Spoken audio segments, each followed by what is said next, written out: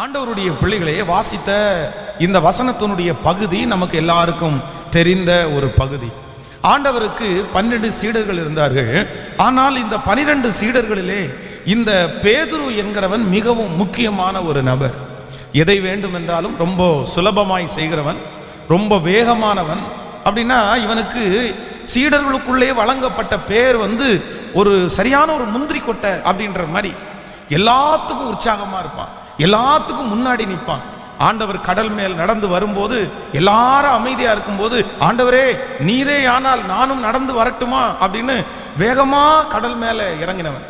இப்படி ஒரு காரியத்தில் 2 காரியத்தில் அல்ல, ஆண்டவருடைய ஊழியத்திலே கர்த்தர் அவனை வேறு பிரித்து அழைத்ததிலிருந்து பல காரியங்களிலே இந்த பேதுரு முதன்மையானவனாய் இருக்கிறான். நம்ம கூட சீசர்களுடைய லிஸ்ட்ல வாசித்து பார்த்தா நமக்கு எல்லாருக்குமே அந்திரேயா இந்த மாதிரி அந்த கருகலான பேர் இருக்கிற சிலரை நம்ம மறந்துடுவோம். ஆனா சீடர்கள் அப்படின்னாலே பேதுருவை யாருமே மறக்க மாட்டாங்க.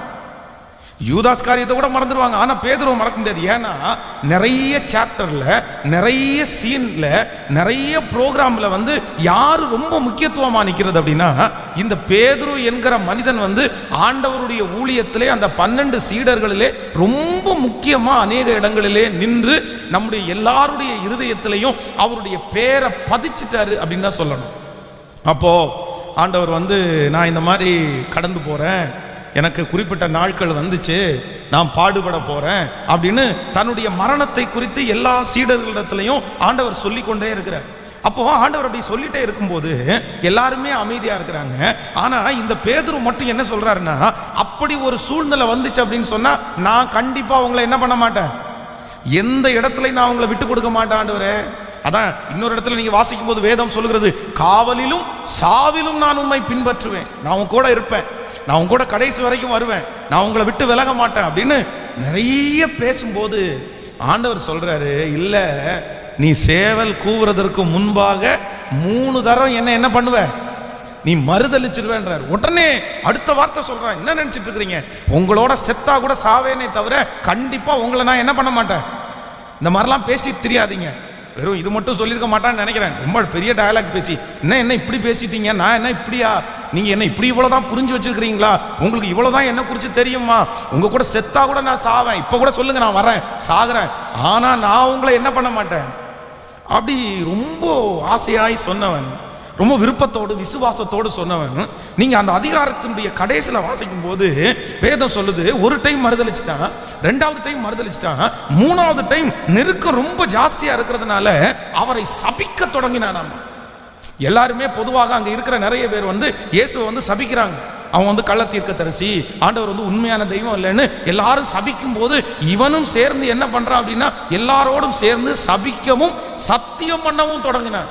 நிச்சயமா தெரியாதுங்க, ஐயோ பார்த்ததே இல்லைங்க அப்படின்னு சபிக்க ஆரம்பிக்கிறான். அப்ப வேதம் சொல்லுது, சேவல் கூவிற்று, சேவல் கூவிற்று. ஆண்டவருடைய பிள்ளைகளே, இதுல நம்ம என்ன பாடத்தை நம்ம கற்றுக் கொடுக்க போறோம்னா, நான் இன்றைக்கு இந்த 10வது நாளிலே கொடுக்கிற செய்தியினுடைய தலைப்பு, ஒரு தேவனுடைய பிள்ளை எதுல மனுஷரிடத்துல நீங்கள் கவனமா இருக்கணும்னா மனிதர்களை நம்புவதிலே நீங்கள் கவனமா இருக்கணும். சில நேரத்திலே நம்ம நிறைய ஆண்டவருடைய பிள்ளைகள் செய்கிற ஒரு மிகப்பெரிய தவறு என்ன அப்படின்னா, மனிதர்களை நம்புவதிலே அவர்கள் நிறைய பேர் கவனமா இருக்கிறது இல்லை. வேதம் சொல்கிறது, நீங்கள் மனிதனை நம்புவதை பார்க்கிலும் கர்த்தர் மேல் பற்றுதலாய் இருப்பதே நலம். ராஜாக்களை நம்புவதை பார்க்கிலும் கர்த்தர் மேல் பற்றுதலாய் இருப்பதே நலம். இன்றைக்கு நம்ம நிறைய பேர் பாதிக்கப்பட்டது மனிதனை நம்பினதுனால, நம்ம நிறைய பேர் ஏமாந்து இருக்கிறது மனிதனை நம்பினதுனால. ஆனா எத்தனையோ மனிதர்களை நம்பி எத்தனையோ நாட்கள் வருட கணக்காக நம்ம ஏமாந்து போனாலும் இன்னைக்கு கூட நிறைய பேர் திரும்ப திரும்ப என்ன பண்றாங்கன்னா அந்த மனுஷனையே திரும்ப நம்பிட்டே இருக்கிறாங்க. ஆனா நான் நம்புறேன், இந்த இடத்துல பேதுரு, நான் மறுதளிக்க மாட்டேன் ஆண்டவரே, நான் உங்க கூட செத்தா கூட சாவேன் ஆண்டவரே, நான் உங்களை எந்த இடத்துலையும் விட்டு கொடுக்க மாட்டேன் ஆண்டவரே. ஆனா அப்படிப்பட்ட ஒரு தீர்மானம், அப்படிப்பட்ட ஒரு முயற்சியை எடுத்த அந்த மனிதன் அந்த சூழ்நிலை மோசமாகும் போது வேதம் சொல்லுது, அவன் மறுதளிச்சிட்டான். இல்ல நீங்க நம்புற அளவுக்கு நான் இல்லை. நீங்க நினைக்கலாம் இந்த ஜெபத்தில் இருக்கிறவங்க, ஒருவேளை நீங்க நம்பிக்கொண்டிருக்கிற ஒரு மனிதன் மனசுல நீங்க நினைக்கலாம், யார் மாறினாலும் யார் என்ன மறந்தாலும் அவ்வளவுதான், நான் நம்புற இந்த மனுஷன் வந்து கண்டிப்பா மாறவே மாட்டாங்க, உயிரே போனா கூட மாற மாட்டான், அவனுக்கும் எனக்கும் உள்ள ஐக்கியம் அந்த மாதிரி, நானும் அவனும் பழகினது அந்த மாதிரி, யார் வேணாலும் மாறலாம். நீங்க சொல்லலாம் இவங்க மாறிட்டாங்கன்னு சொல்லலாம், ஆனா எனக்கு அவங்களை குறித்து ரொம்ப நம்பிக்கை இருக்குது, அவங்க கண்டிப்பா மாற மாட்டாங்க அப்படின்னு உங்களுடைய இருதயத்திலே நீங்கள் சொல்லுவீர்களே. ஆனால் நான் உங்கள்கிட்ட சொல்றேன், இல்லை இல்லை, எந்த மனுஷனானாலும் எப்பேற்பட்ட நம்பிக்கைக்குரிய மனுஷனானாலும் ஒரு நாள் மாறுவதற்கு வாய்ப்பு இருக்கான்னு கேட்டா கண்டிப்பாக வாய்ப்பு இருக்கிறது. ஆமேன் சொல்லுங்கள். இவங்க மாற மாட்டாங்கன்னு நீங்க எத்தனை நாள் எத்தனை தூரம் கண்டிப்பாக மனசார நீங்க சொல்றீங்களோ, சில நேரத்தில் அந்த மனிதன் தாங்க முதல்ல மாறுவாங்க, அந்த மனிதன் தாங்க முதல்ல நமக்கு விரோதமா வந்து நிற்பாங்க. அதனால ஆண்டவரிடத்துல கர்த்தருடைய பிள்ளைகள் ஒரு உதவியை கேட்கணும். இந்த 1000 மணி நேர ஜெபத்துல, ஆண்டவரே நான் யாரை நம்பிடக்கூடாதுன்னா மனுஷனை நான் நம்ப கூடாது ஆண்டவரே, அதை வந்து என்னிடத்திலிருந்து எடுத்து போடுங்க ஆண்டவரே, எனக்கு நிறைய அது வீக்னஸ் ஆகவே இருக்குது ஆண்டவரே, எத்தனையோ அடிபட்டுட்டேன், எத்தனையோ நான் நொந்து போயிட்டேன், எத்தனையோ நான் நஷ்டப்பட்டுட்டேன், ஆனா திரும்ப திரும்ப திரும்ப திரும்ப என் மனசு வந்து மனுஷனை தான்ப்பா நம்புது, மனுஷனை ரொம்ப நான் நம்புறேன் ஆண்டவரே, இந்த இவ்வளவு தூரம் ஏமாந்ததுக்கு அப்புறம் கூட எனக்கு வந்து உணர்வு வரலையே. நீங்க கர்த்தர் சமூகத்திலே வைத்து கண்டிப்பாக நீங்கள் அதை ஜெயிக்காதவர்களாய் இருந்தால், நான் நம்புறேன் மனுஷனுக்கு பயப்படுகிற பயம், மனுஷனை நீங்கள் நம்புகிறது ஒரு நாள் உங்களுக்கு என்னவாய் மாறும்னா கன்னியாய் மாறும். ஆமேன் சொல்லுங்கள். நீங்கள் வேதத்திலே இப்படி பல மனிதர்களை வாசிக்க முடியும். நீங்கள் ஆபிரகாமுடைய மனைவி சாராயை நீங்கள் வேதத்திலே வாசிப்பீர்களே, ஆனால் அவர்கள் என்ன பண்றாங்க அப்படின்னா, அவர்களுடைய சொந்த வேலைக்காரி ஆகார ரொம்ப நம்புறாங்க.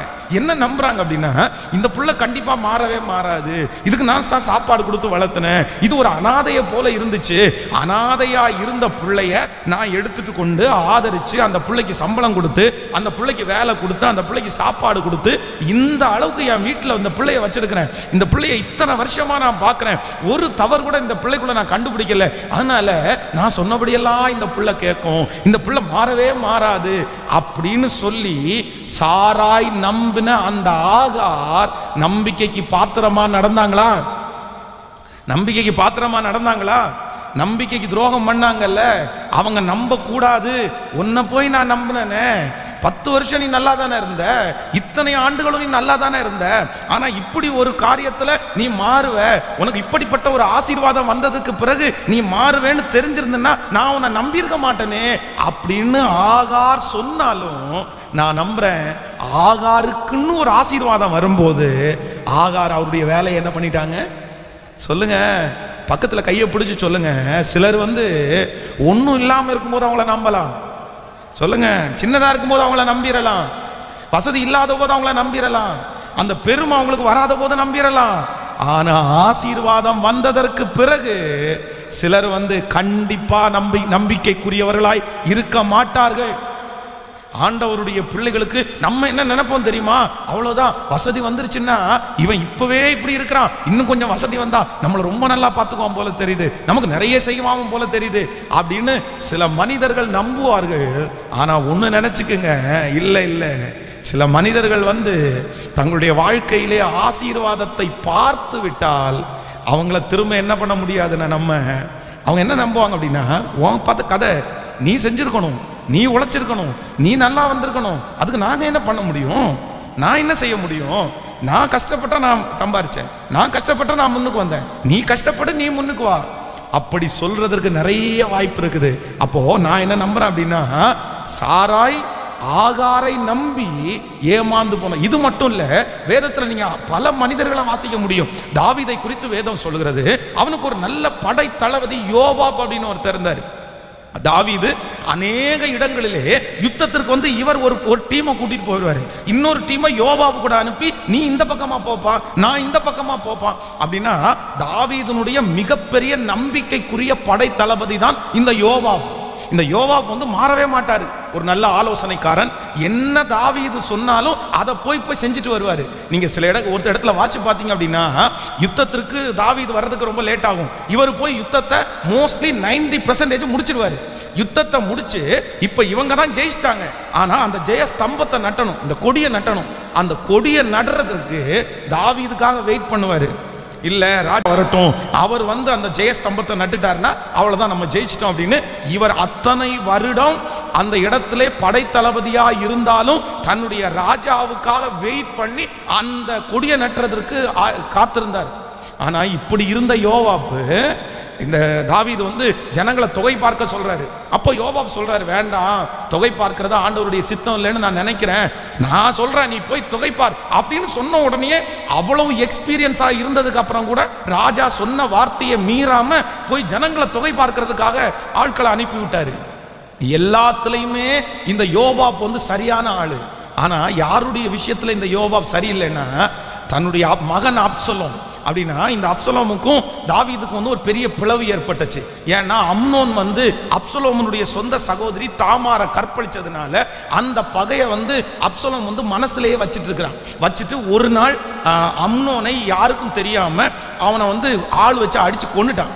இப்போ தாவீதுக்கு ரொம்ப கோபம் வந்துருச்சு. நீ என்கிட்ட சொல்ல வேண்டியதானே, நான் பனிஷ்மெண்ட் கொடுப்பேன்ல, நீ எதுக்கு உன் சகோதரனை கொன்னேன்னு சொல்லி தன்னுடைய தகப்பனார் வந்து தன்னுடைய முகத்திலே முழிக்காதனால அப்சலோம் தன்னுடைய தகப்பனாரை விட்டு ரொம்ப தூரத்துல மறைஞ்சு வாழ்ந்தான்.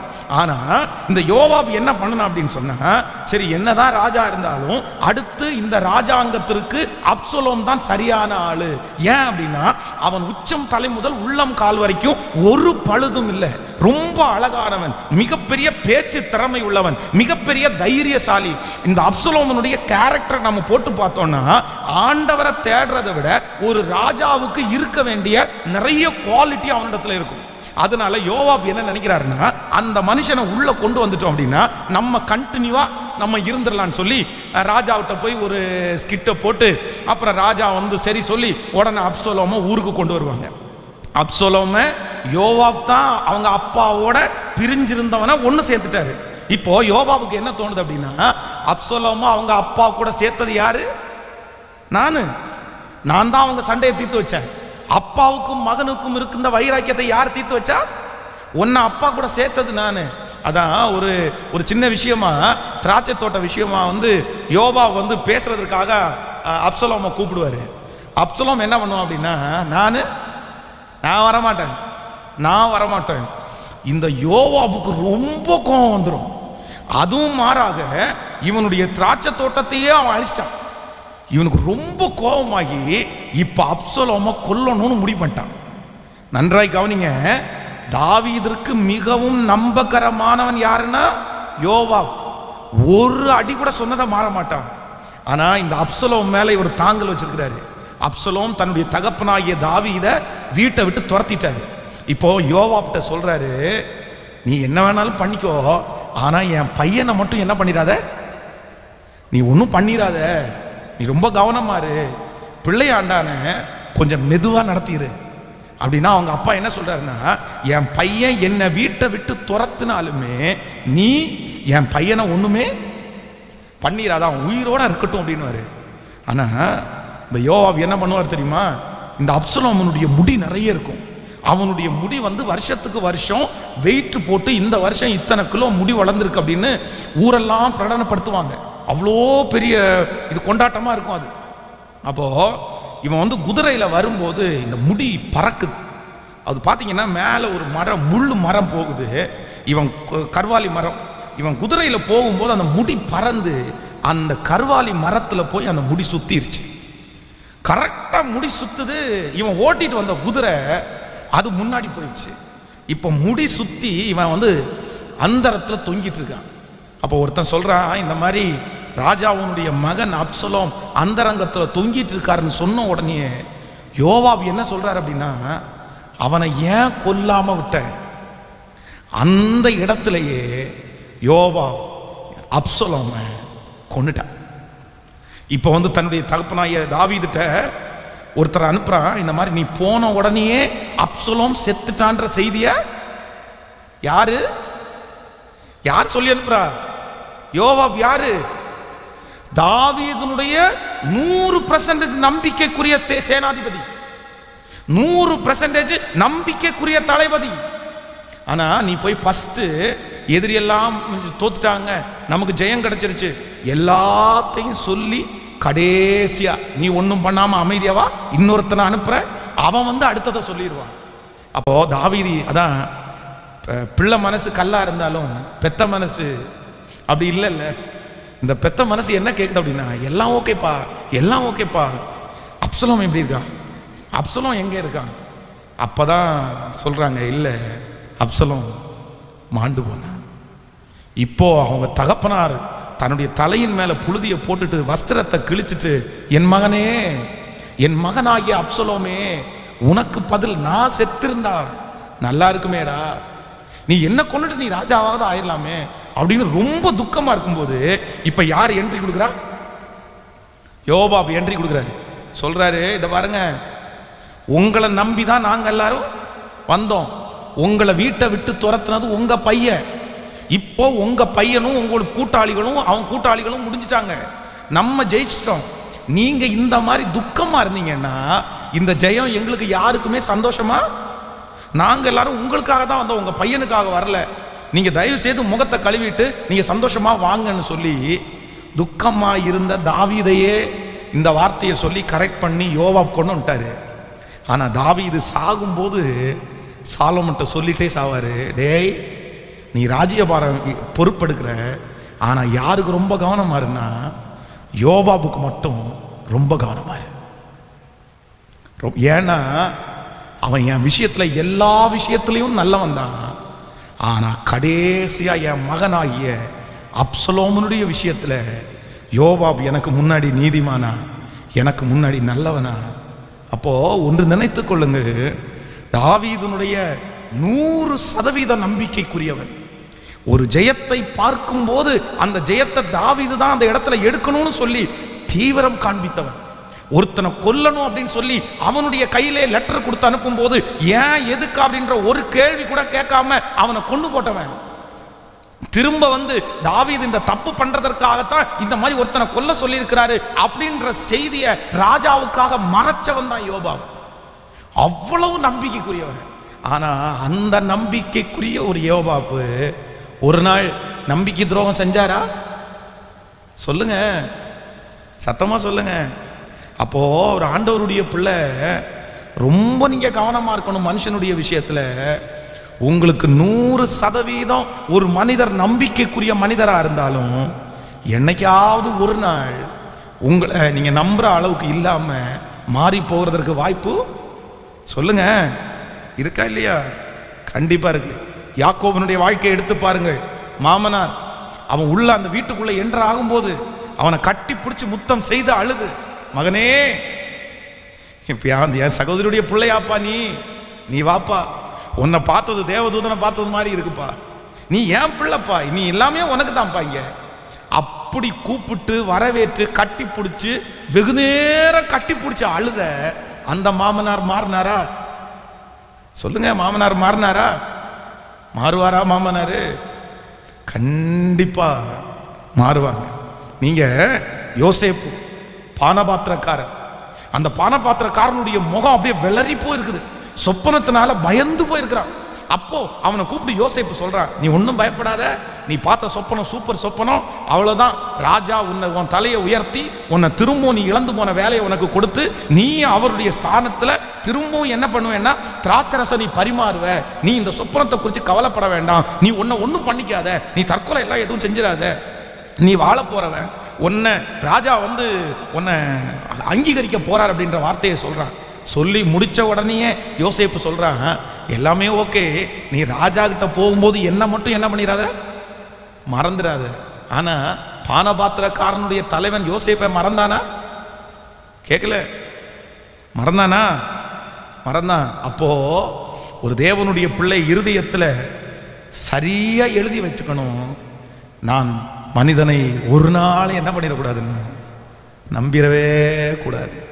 ஆமேன் சொல்லுங்கள். சிம்சோனை குறித்து வேதம் சொல்லுது, இப்படியே வேதத்திலேயே பரிசுத்தவான்கள் விழுந்து போன சிலருடைய வாழ்க்கையை எடுத்து வேதத்தில் வாசித்து பார்த்தால் அவர்கள் அதிகமாய் மனிதனை நம்பினதுனால அவங்க நிறைய பேர் கீழே விழுந்துட்டாங்க. இப்போ நீங்க உடனே கேட்கலாம், அப்ப யாரையுமே நான் நம்பிடக்கூடாதா? நான் மனுஷனை நம்பாம எப்படி வாழ முடியும்? என் கணவனாரை நான் நம்பக்கூடாதா? என் மனைவியை நான் நம்பக்கூடாதா? நம்பிக்கை தானே வாழ்க்கை, நம்பி தானே நான் வாழணும், அப்படி வாழ்ந்தா தானே வாழ முடியும் அப்படின்னு நிறைய பேர் சொல்லுவார்கள். இன்றைக்கு நான் சொல்றேன், நீங்க எப்படி நம்புகிற நம்பிக்கை உங்களுக்கு ஆபத்தாக மாறாது, இல்லைன்னா ஆபத்தாக மாறும் என்கிறதை குறித்து இன்னைக்கு ஒரு சில காரியங்களை நான் உங்களுக்கு தெளிவா சொல்றேன். கவனிங்க, இதை குறித்து உங்களுக்கு சரியான அறிவு உங்களுக்கு வேண்டும். இது மிக முக்கியமான செய்தி. அப்படின்னா இப்போ ஒரு மனைவியை ஒரு மனைவி நமக்கு கல்யாணம் பண்ணிட்டோம், அந்த மனைவியை நம்பி வாழ்ந்தாதான் வாழ முடியும். அந்த கணவனாரை நம்பி வாழ்ந்தாதான் வாழ முடியும். சந்தேகத்தோடு யாரும் குடும்பத்தை கட்டி எழுப்ப முடியாது. சந்தேகம் இருக்கிற வீடு அந்த வீடு ஆசீர்வாதமாகவே இருக்க முடியாது. அதனால எடுத்ததுக்கும் பிடிச்சதுக்கும் சந்தேகப்பட சொல்லல. ஆனால் ஒரு மனிதனை நீங்கள் நம்புகிற நம்பிக்கை எப்போ உங்களுக்கு ஆபத்தா மாறும்னா, நம்பர் 1, முதலாவதாக நம்ம வேதத்தை திறந்து ஒரு வசனத்தை வாசிக்கலாம். ஆதியாகமம் 16ஆம் அதிகாரத்தை எடுத்துக்கொள்ளுங்கள். ஆதியாகமம் 16ஆம் அதிகாரத்திலே 6வது வசனத்தை வாசிக்கலாமா? ஆதியாகமம் ஸ்தோத்திரம் 16ஆம் அதிகாரத்திலே 6வது வசனத்தை எல்லாரும் சேர்ந்து வாசிக்கலாம். அதற்கு ஆபிரகாம் சாராயை நோக்கி, இதோ உன் அடிமை பெண் உன் கையில் இருக்கிறாள், உன் பார்வைக்கு நலமானபடி அவளுக்கு செய் என்றான். அப்பொழுது சாராய் அவளை கடினமாய் நடத்தினபடினால் அவள் அவளை விட்டு ஓடி போனாள். கைகளை உயர்த்தி ஒரு ஹல்லேலூயா சொல்லுங்கள். கர்த்தருடைய பிள்ளைகளே, ஒன்று நீங்கள் நினைத்துக் கொள்ளுங்கள். முதலாவதாக இந்த சாராயை குறித்து வேதம் சொல்லுகிறது, ஆகார் என்கிற ஒரு அடிமை பெண்ணை இந்த அம்மா என்ன பண்ணிட்டாங்கன்னா முழுக்க முழுக்க நம்பினாங்க.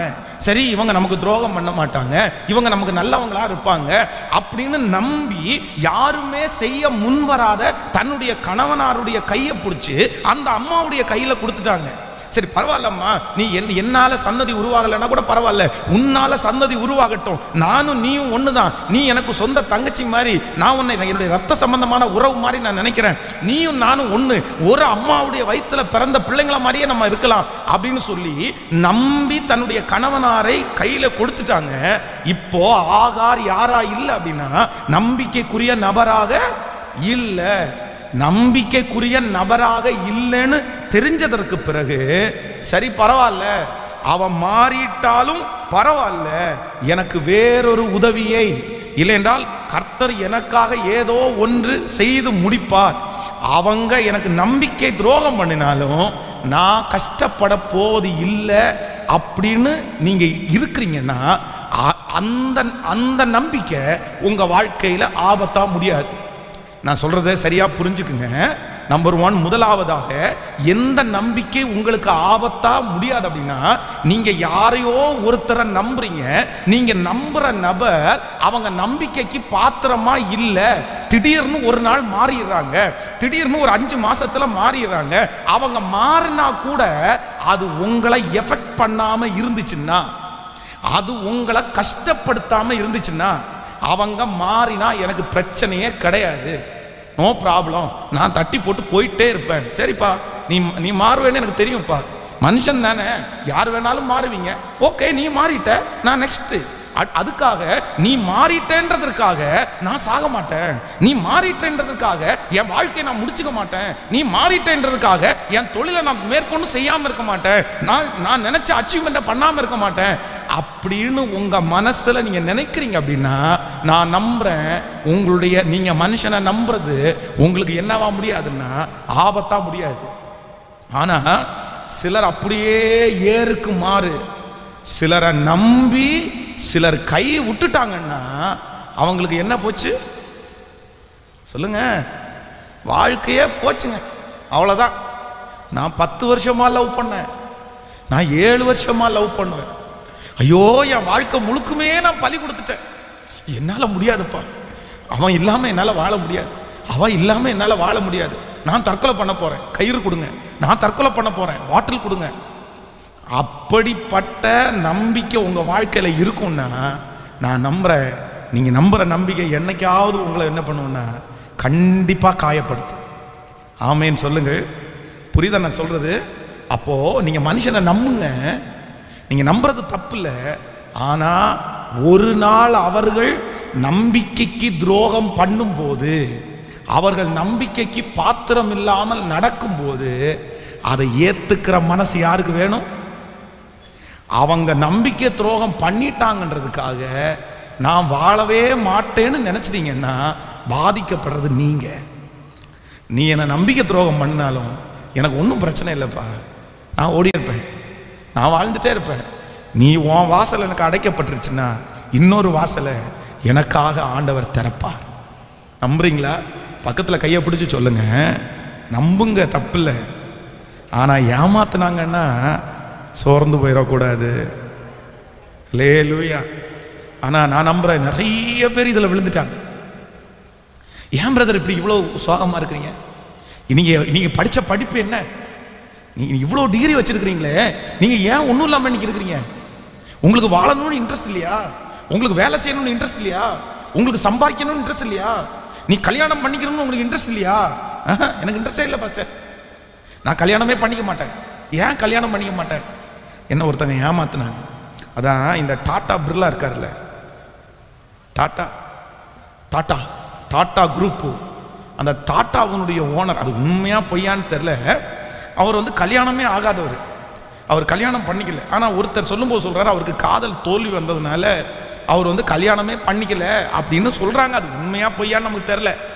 ஆனால் நான் உட்காந்து யோசிப்பேன், சரி அவராகவே சன்னியாசியா தெரிஞ்சுக்கிட்டாருன்னா கூட பரவாயில்ல. இப்போ தன்னை நேசித்த ஒரு பொண்ணு வந்து தன்னை விட்டுட்டு போனாங்கன்னு சொல்லி அவர் கல்யாணம் பண்ணாம விட்டாரு. இன்னைக்கு அவர் கல்யாணம் பண்ணணும்னா கூட 1000 பொண்ணுங்க வந்து லைன்ல நிற்பாங்க, என்ன கல்யாணம் பண்ணிக்க சார், என்ன கல்யாணம் பண்ணிக்க சார் அப்படின்னு. ஆனா இவ்வளோ தூரம் சம்பாரிச்சு இவ்வளோ பெரிய யூனிட்டை உண்டு பண்ணி ஒரே ஒரு பொண்ணுக்காக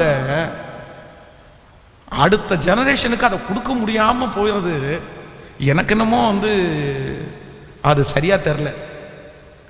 அதுக்கு நீ என்னை ஏமாத்திட்டல, உன் முன்னாடி கடவுளை என்ன நல்லா வச்சுட்டார்ல, எனக்கு ஒரு குடும்பத்தை இது பண்ணி எனக்கு ஒரு பிள்ளைகள் வந்து என் வம்சம் இந்த யூனிட் வந்து என்னோட முடிஞ்சு போகாது, இனி அடுத்த ஜெனரேஷன் இதை தொடர்றது மாதிரி இருந்துச்சுன்னா கண்டிப்பா நான் சந்தோஷப்பட்டிருப்பேன். ஆமேன். யாரோ ஒரு ஆள் ஏமாத்தினாங்கன்றதுக்காக உங்க வாழ்க்கை ஒரு நாளும் கீழே என்ன பண்ணிடக்கூடாது சொல்லுங்க. ஆமா, போயிடவே கூடாது. எத்தனை பேர் என்னை ஏமாத்தினாலும், எத்தனை பேர் என்னுடைய நம்பிக்கை எனக்கு துரோகம் பண்ணாலும் நான் வாழ்வேன், நான் சாதிப்பேன், நான் ஓடுவேன். எனக்கு குறித்திருக்கிறதை கர்த்தர் நிறைவேற்றுவார். என் தரிசனத்தை தடை பண்றதுக்கு ஒருவராலும் முடியாது, என் லக்க தடை செய்வதற்கு ஒருவராலும் முடியாது. நான் எத்தனை ஏமாற்றங்கள் வந்தாலும் எல்லாவற்றையும் தாண்டி கர்த்தர் எனக்கு வைத்திருக்கிற அந்த மேலான அதிசயத்தை, அந்த அற்புதத்தை, அந்த காரியத்தை நான் பெற்றுக்கொள்வேன். இந்த ஜெபத்தில் இருக்கிற அன்பு தேவனுடைய பிள்ளையே, யாருக்காக ஆண்டவர் இந்த சத்தியம் சொல்றாருன்னு தெரியல, ஆனா யாரோ ஒருத்தர் ஏமாத்துறாங்கன்றதுக்காக உங்க வாழ்க்கையை நீ முடிக்க போறியா பிரதர் சிஸ்டர்? ஒருத்தர் ஏமாத்துறாங்கன்றதுக்காக உங்க வாழ்க்கையை நீங்க முடிக்க போறீங்களா? உங்க தரிசனத்தை முடிச்சுக்க போறீங்களா? அவ்வளவுதான். அதுக்கு மேல உனக்கு வாழ்க்கையே இல்லையா? அதுக்கு மேல உனக்கு எதிர்காலமே இல்லையா? நான் சொல்றேன், அப்படி மனிதர்கள் உங்களை ஏமாற்றுவது நல்லது, அது கெட்டதில்லை. அவன் கண்ணுக்கு முன்னாடியே கர்த்தர் ஒன்ன வாழ வைப்பார். அவங்க கண்ணுக்கு முன்னாடியே கர்த்தர் அதைவிட மேலான ஒன்றை தருவார். நீ நினைப்பதற்கும் வேண்டிக் கொள்வதற்கும் அதிகமாய் அவர்களுக்கு கண்களுக்கு முன்பாக அது ஆச்சரியமா நடக்கும், பெரிய காரியமாய் நடக்கும். நீங்க ஏமாந்தது, நீங்க விட்டது கொஞ்சமா இருக்கும், ஆனா ஆண்டவரை நம்புங்க, கர்த்தர் உங்களுக்கு தருவது பல மடங்கு அதிகமாய் தர வல்லவரா இருக்கிறார். ஆமென் சொல்லுங்க.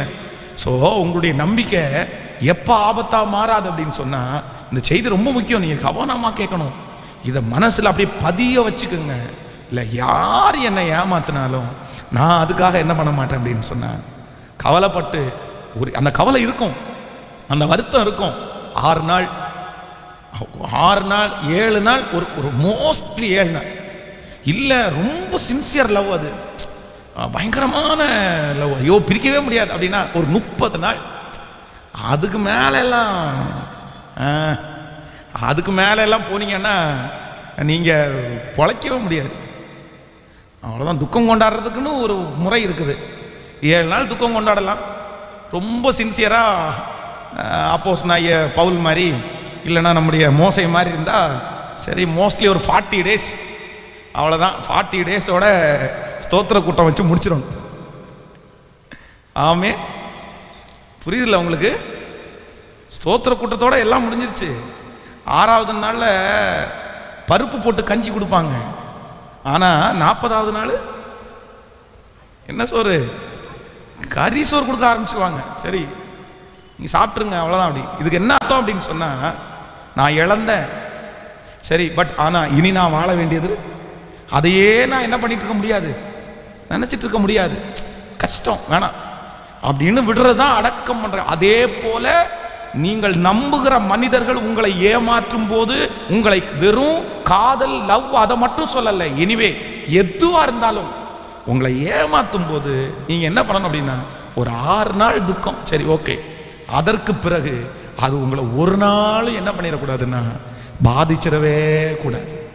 ஆமென். அந்த மனப்பக்கம் உங்களுக்கு இருக்கா? இருக்கா? நிறைய பேர் அப்படிதான் சொன்னாங்க, அது போனதுலேருந்து போயிடுச்சு பாஸ்டர், உடம்பும் போச்சு, மனசும் போச்சு, வேலையும் போச்சு, வாழ்க்கையே போச்சு பாஸ்டர். எதுக்கு?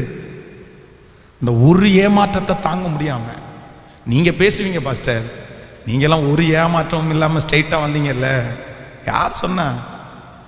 எல்லாருக்குள்ளேயும் என்ன இருக்குது? இருக்கா இல்லையா? அப்படியே உயிருக்கு உயிராய் நம்பி இவங்க எல்லாம் கண்டிப்பா எத்தனை பேர் விட்டு போனாலும் அவங்க எல்லாம் விட்டு போக மாட்டாங்க, யார் குறை சொன்னாலும் இவங்க எல்லாம் குறை சொல்ல மாட்டாங்க அப்படின்னு நினைச்ச எத்தனையோ பேர் காரி மூஞ்சி மேல துப்புனதுக்கு அப்புறம் கூட சரி என்ன பண்றது, கழுவிட்டு அகைன் நெக்ஸ்ட் பார்க்க வேண்டியதான் அப்படின்னு ஓடுறதுனால தான் இன்னைக்கு வரைக்கும் ஓட முடியுது. இல்லைன்னா துக்கப்பட்டு ஒரே இடத்துல உட்கார்ந்துட்டு இருக்கலாம். நான் சொல்றேன், இவனை நம்பி இவன் வாழ்க்கையை தொலைச்சிட்டான், இவளை நம்பி இவன் வாழ்க்கையை தொலைச்சிட்டான், இந்த மனுஷனை நம்பி இந்த மனுஷன் வாழ்க்கையை தொலைச்சிட்டான்னு உங்களை பார்த்து யாருமே சொல்லக்கூடாது, யாருமே சொல்லக்கூடாது. நான் நம்புறேன், நீங்க நம்புற எல்லாருமே உங்களை கைவிட்டாலும் இயேசு நம்பிக்கைக்குரியவர், அவர் நம்பிக்கைக்குரியவர். அவர்களை நம்புகிறவர்களை கர்த்தர் ஒரு நாளும் வெட்கப்படுத்த மாட்டார். நான் நம்புறேன், நீங்கள் நம்புகிறது அவராலே வரும்.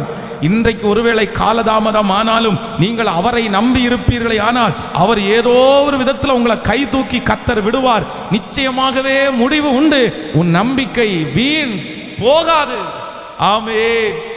நம்பத்தக்கவர் நீர் ஒருவர் தானே, உண்மையுள்ளவர் நீர் ஒருவர் தானே, நம்பத்தக்கவர் நீர் ஒருவர் தானே, உண்மையுள்ளவர் நீர் ஒருவர் தானே, பொய் சொல்லிட நீர் மனிதனல்ல, மனமாறிட மன புத்திரனல்ல, பொய் சொல்லிட நம்பத்தக்கவர் நீர் ஒருவர் தானே, உண்மையுள்ளவர் நீர் ஒருவர் தானே, நம்பத்தக்கவர் நீர் ஒருவர் தானே, உண்மையுள்ளவர் நீர் ஒருவர் தானே.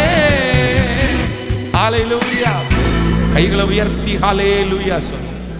ஸோ நம்ம நம்மை நாம் நம்புகிற மனிதர்களை குறித்து நம்ம ரொம்ப கவனமாக இருக்கணும். ஸோ நம்பர் 1, முதலாவதாக நம்ம நம்புகிற நம்பிக்கை எப்போ நமக்கு ஆபத்தாக மாறாது அப்படின்னு சொன்னால், அவங்க என்னை ஏமாத்தினா கூட எனக்கு என்ன இல்லைன்னா, எனக்கு எந்த பாதிப்பும் இல்லை, எனக்கு எந்த பிரச்சனையும் இல்லை, நீ ஏமாத்தினாலும் நான் ஒன்றும் நஷ்டம் எல்லாம் பட போகிறதில்ல அப்படின்ற கான்ஃபிடென்ட் உங்களுக்குள்ள எப்பெல்லாம் இருக்குதோ, நான் நம்புகிறேன் உங்களை எத்தனை பேர் ஏமாத்தினாலும் நீங்கள் கண்டிப்பாக என்ன பண்ண மாட்டீங்கன்னா சோர்ந்து போகவே மாட்டீங்க. ஆமேன்னு சொல்லுங்கள். விசுவாசிக்கிறீர்களா?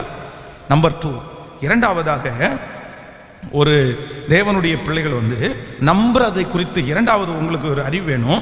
யாத்திராகமும் 2ஆம் அதிகாரத்தை எடுத்துக்கொள்ளலாமா? யாத்திராகமும் 2ஆம் அதிகாரம் 14வது வசனத்தை நம்ம வாசிக்க போறோம். யாத்திராகமும் 2ஆம் அதிகாரத்திலே 2ஆம் அதிகாரம் 14வது வசனம். அதற்கு அவன் எங்கள் மேல் உன்னை அதிகாரியாகவும் நியாயாதிபதியாகவும்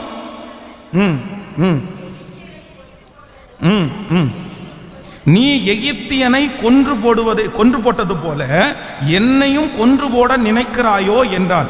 அதற்கு மோசே, காரியம் நிச்சயமாய் வெளிப்பட்டது என்று பயந்தான். பார்வோன் அந்த காரியத்தை கேள்விப்பட்ட போது மோசேயை கொலை செய்ய வகை தேடினான்.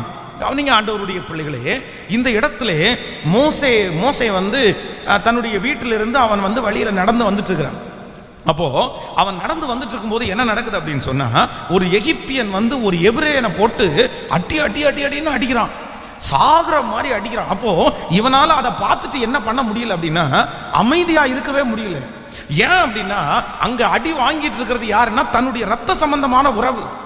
அப்படின்னா அவனுடைய கூட்டத்தை சேர்ந்தவன், இஸ்ரவேல் கூட்டத்தை சேர்ந்தவன், இவனுடைய அண்ணன் தம்பியில ஒருத்தர் அடி வாங்கிட்டு இருக்கிறாரு. அப்போ இவர் என்ன பண்றாரு அப்படின்னா, உடனே கோபம் அந்த எகிப்தியனை போட்டு அடிச்சு அவனை கொன்னு மணல்ல என்ன பண்ணிட்டார் அப்படின்னா புதைச்சிட்டாரு. யாருக்காக அவனை கொன்னாரு? யாருக்காக மோசே அவனை அடிச்சாரு? ஒரு எபிரேயனுக்காக. தன்னுடைய ரத்த சம்பந்தமான உறவு. இந்த உறவு என்னைக்குனாலும் நம்ம கூட நிற்கும். இது நம்மளை போட்டு கொடுக்க போது, இவனுக்கு எப்படியாவது நம்ம உதவி செய்யணும், இவனுடைய உயிரை நம்ம காப்பாற்றணும்னு நம்பி மோசே என்ன பண்ணிடுவாருன்னு சொன்னா, அவ்வளவுதான், அந்த எகிப்தியனை கொன்றுவாரு. ஆனா அடுத்த காலத்துல எது அவனுக்கு ஆபத்தா முடிஞ்சிருச்சுன்னா, இப்போ 2 எபிரேயர்கள் சண்டை போட்டுட்டு இருக்கிறாங்க. அப்போ இவன் பார்த்து சொல்றான், எப்பா எகிப்தியன் ஒன்னு அடிக்கிறான், நீங்க சண்டை போடுறீங்க, தப்பு, சரி ஓகே, அவன் அடிக்கிறான். ஆனா ஒரே தாயினுடைய மக்களா இருந்துட்டு, ஒரே கூட்டமா இருந்துட்டு, இப்படி ஒருத்தருக்கு ஒருத்தர் அடிக்கலாமாப்பா, 2 பேரும் சண்டை போடலாமாப்பா அப்படின்னு கேட்ட உடனே ஒருத்தன் என்ன சொல்றான் அப்படின்னா, என்ன நினைச்சிட்டு இருக்கிற நீ? எகிப்தியனை கொன்னது யாருக்கும் தெரியாதுன்னு நினைச்சியா? நாங்க எல்லாருக்கும் சொல்லிட்டோம். உடனே காரியம் நிச்சயமாய் வெளிப்பட்டது என்று அறிந்து மோசே ஊரை விட்டு ஓடுறாரு. மோசையை கொல்றதற்கு எகிப்தின் ராஜா ஆட்களை செட் பண்றாரு. கவனிங்க, இப்போ மோசே எந்த மனிதனை நம்பி கோபப்பட்டு ஆக்ஷன்ல இறங்கி சண்டை போட்டு அவனுக்கு உதவி செய்ய போனாரோ, அந்த மனுஷன் நம்பிக்கைக்கு பாத்திரமா? சொல்லுங்க. கவனிங்க, அது மோசைக்கு ஆபத்தா முடிஞ்சிருச்சு. அப்போ உங்களுடைய நம்பிக்கை இரண்டாவது எப்ப ஆபத்தா முடியும்னா, ஏற்கனவே இருக்கிற ஒன்னை விட்டுட்டு நீங்க எக்ஸ்ட்ரா இன்னொன்னு அப்படின்னா, அதை விட ரொம்ப பெருசா எனக்கு வேணும், அதை விட ரொம்ப பெருசா நான் பண்ண போறேன்னு யாராவது ஒருத்தர் உங்களை வழி நடத்தும் போது நீங்க என்ன பண்ணணும் அப்படின்னு சொன்னா, ஏற்கனவே இருக்கிறத விட்டுட்டு இல்ல, எக்ஸ்ட்ரா ஒன்று கூட கிடைச்சா உங்களுக்கு சந்தோஷம்தான். ஆனா இருக்கிறத இழந்துட்டு இன்னொருத்தருடைய வாழ்க்கைய, இன்னொருத்தருடைய காரியத்தை நீங்க என்ன பண்ணக்கூடாதுன்னா நம்பவே கூடாது. கவனிங்க, உங்களுக்கு புரியணும், கவனமாய் கேளுங்க. ஏற்கனவே இருக்கிற ஒன்றை இழந்து ஒருத்தரை நம்பாதீங்க. நான் சொல்றது உங்களுக்கு புரியுதா? ஏற்கனவே இருக்கிற ஒரு ஆசீர்வாதத்தையோ, ஏற்கனவே இருக்கிற ஒரு வேலையையோ இழந்துட்டு அதை விட்டுட்டு இன்னொருத்தரை நம்பி அந்த ஆசீர்வாதத்தை முழுவதுமா பறி கொடுத்துட்டு, எனக்கு இது வேண்டாம், என்னை இவர் காப்பாத்திடுவாரு, என்னை இவர் நல்லா வச்சிருவாரு, அவ்வளவுதான், இவர் எனக்கு துரோகம் பண்ண மாட்டாரு, நான் இதை விட்டுட்டு இவரை நம்பி போனா இவர் எனக்கு ஒரு பெரிய எதிர்காலத்தை அமைச்சு கொடுப்பாருன்னு ஏற்கனவே ஆண்டவர் உங்களுக்கு கொடுத்திருந்த ஒரு நல்ல வாய்ப்பை, ஒரு நல்ல ஆசீர்வாதத்தை, ஒரு நல்ல குடும்பத்தை, ஒரு நல்ல வேலையை, ஒரு நல்ல வருமானத்தை விட்டு சில நபர்களை நம்பி நீங்க போய் அந்த நபர்கள் உங்களை கைவிட்டாங்கன்னா, ஏற்கனவே இருந்ததும் போச்சு, இப்போ வந்ததும் போச்சு. இன்னைக்கு நிறைய பேரு மற்றவங்களை நம்பி எதுல கஷ்டப்படுறாங்க அப்படின்னு சொன்னா, இவங்க நம்பிக்கைக்குரிய வார்த்தைகளை சொன்ன உடனே, இவங்க நம்பிக்கைக்கு பாத்திரமா நடிச்ச உடனே ஏற்கனவே பண்ணிட்டு இருக்கிறத, ஏற்கனவே இருக்கிறத என்ன பண்ணிடுறாங்க? சொல்லுங்க. இதை விட அது மேலு, இதை விட அது நல்லா இருக்கும். அதான் ஒரு கடந்த நாட்களில் ஒரு சம்பவம் நான் அதிர்ந்துட்டேன். ஒரு கணவனார் ஒரு மனைவி அதிகமாக அவர் துன்புறுத்துறாரு, ரொம்ப துன்புறுத்துறாரு, ரொம்ப கஷ்டப்படுத்துறாரு. அப்போ இந்த மனைவிக்கு அவரோட வாழ்றது ரொம்ப கஷ்டமா இருக்குது. அவரோட வாழ்ந்து 2 குழந்தையும் அவங்க கல்யாணம் பண்ணி 2 குழந்தையும் பெத்தெடுத்துட்டாங்க. ஆனால் இப்போ ஓயாம டார்ச்சர் பண்றாரு. இவர் இப்போ டார்ச்சர் பண்ணிட்டு இருக்கும்போது இன்னொரு நபர் வந்து அவருடைய வாழ்க்கைக்கு குறுக்கே நிழலிடுகிறார். அவர் வந்து சொல்றாரு, உன்னை நான் நல்லா வச்சு பார்த்துக்கிறேன், நீ ஏன் இந்த மாதிரி போய் கஷ்டப்பட்டுட்டு இருக்கிற, நீ ஏன் டெய்லி சண்டையை வாங்குற, நீ எதுக்கு ரொம்ப அடி வாங்கிட்டு இருக்கிற, நான் உன்னை நல்லா பார்த்துக்குவேன், அவனை விட்டுட்டு நீ வந்துரு, அவனை தூக்கி போட்டு வந்துரு, அவன் கண்டிப்பா மாற மாட்டான். சொன்ன உடனேயே கொஞ்ச நாள் பார்த்தாங்க, ஆமாயா நீ சொல்றதும் கரெக்டா தான் இருக்குது, அவரோட இருந்து வெறும் சண்டை தான் பிரச்சனை தான் அப்படின்னு சொல்லி அந்த மனுஷனை விட்டுட்டு இவரை வந்து கைப்பிடிச்சிட்டாங்க. இப்ப இவரை கைப்பிடிச்சு ஒரு 2-3 ஆண்டுகள் தாண்டின உடனே இப்ப இவங்க மேல பழிய ஆரம்பிச்சிட்டாரு.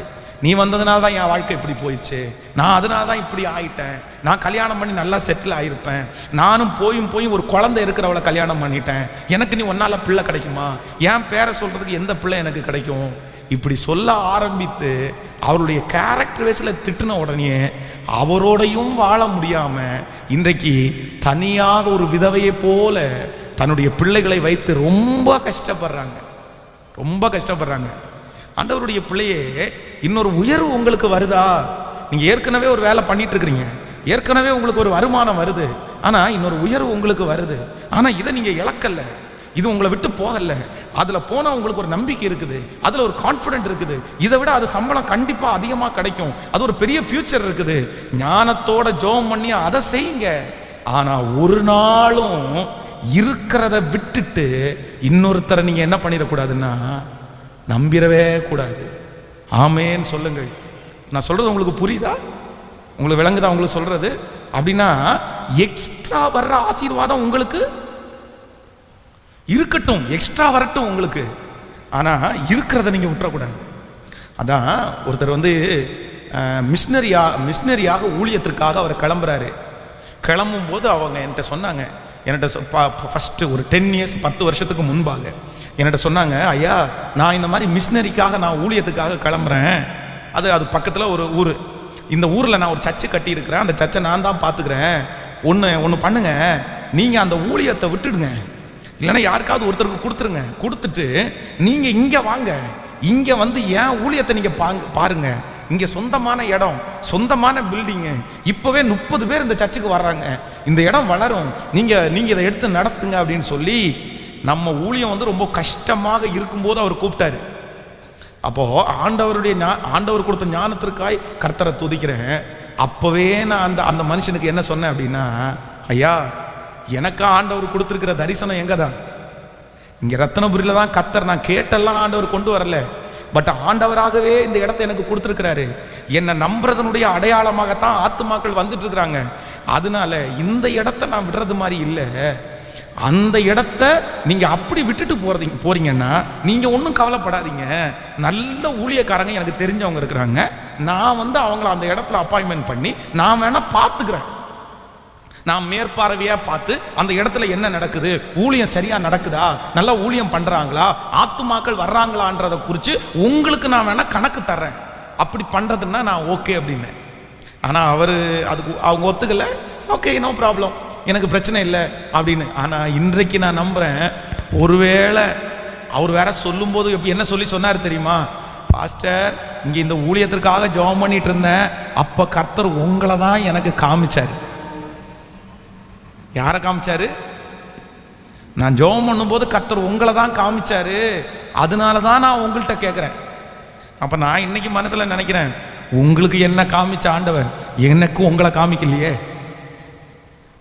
அப்படின்னா எனக்கும் காமிச்சிருக்கேன். ஆனா அன்னைக்கு எப்படி அந்த ஞானம், அன்னைக்குன்னா அந்த மாதிரி ஒரு சொந்தமான இடத்துல ஒரு சொந்தமான திருச்சபை எல்லாம் கிடைக்கிறது வந்து எவ்வளோ பெரிய ஆசீர்வாதம், எவ்வளவு பெரிய ஆசீர்வாதம். சாதாரணமான ஒரு மனிதனா இருந்தா கண்டிப்பா அதை டிசைட் பண்ணி போயிருக்கலாம், ஆனா ஆண்டவரே தடுத்து நிறுத்தினார். கர்த்தருக்கு ரொம்ப நன்றி சொல்றேன். ஆனா இன்னைக்கு நம்புறேன், அப்படி ஒருவேளை இருக்கிற இந்த ஊழியத்தை விட்டுட்டு அங்க நான் போயிருந்தேன்னா, இப்ப சமீபத்தில் இந்த கொரோனா வந்துச்சுல்ல, கொரோனா ஸ்டார்டிங்ல அவர் அங்கிருந்து இங்க வந்துட்டார். இங்க வந்து இப்ப இந்த அந்த ஊழியத்தை யார் பார்க்கிறாரு? அவருக்கு கையில எடுத்துட்டாரு. ஏற்கனவே போட்ட பாஸ்டர் வந்து அசிஸ்டண்டா வச்சிருக்கிறாரு. இல்ல அது அவங்களுடைய ஓகே, அதை வந்து நல்ல நம்ம கெட்டதா தப்பு சொல்லல, பட் ஒருவேளை அப்படி நான் போயிருந்தா இந்த ஊழியத்தினுடைய மேன்மையை நான் என்ன பண்ணிருக்க முடியாது, சொல்லுங்க. பார்த்துருக்கவே முடியாது. பிரதர் சிஸ்டர், கஷ்டமா இருக்குன்னு சொல்லி, பாடுகளா இருக்குன்னு சொல்லி, டெய்லி நீ அதுக்காக பாடுகளிலே வாழணும்னு சொல்லல.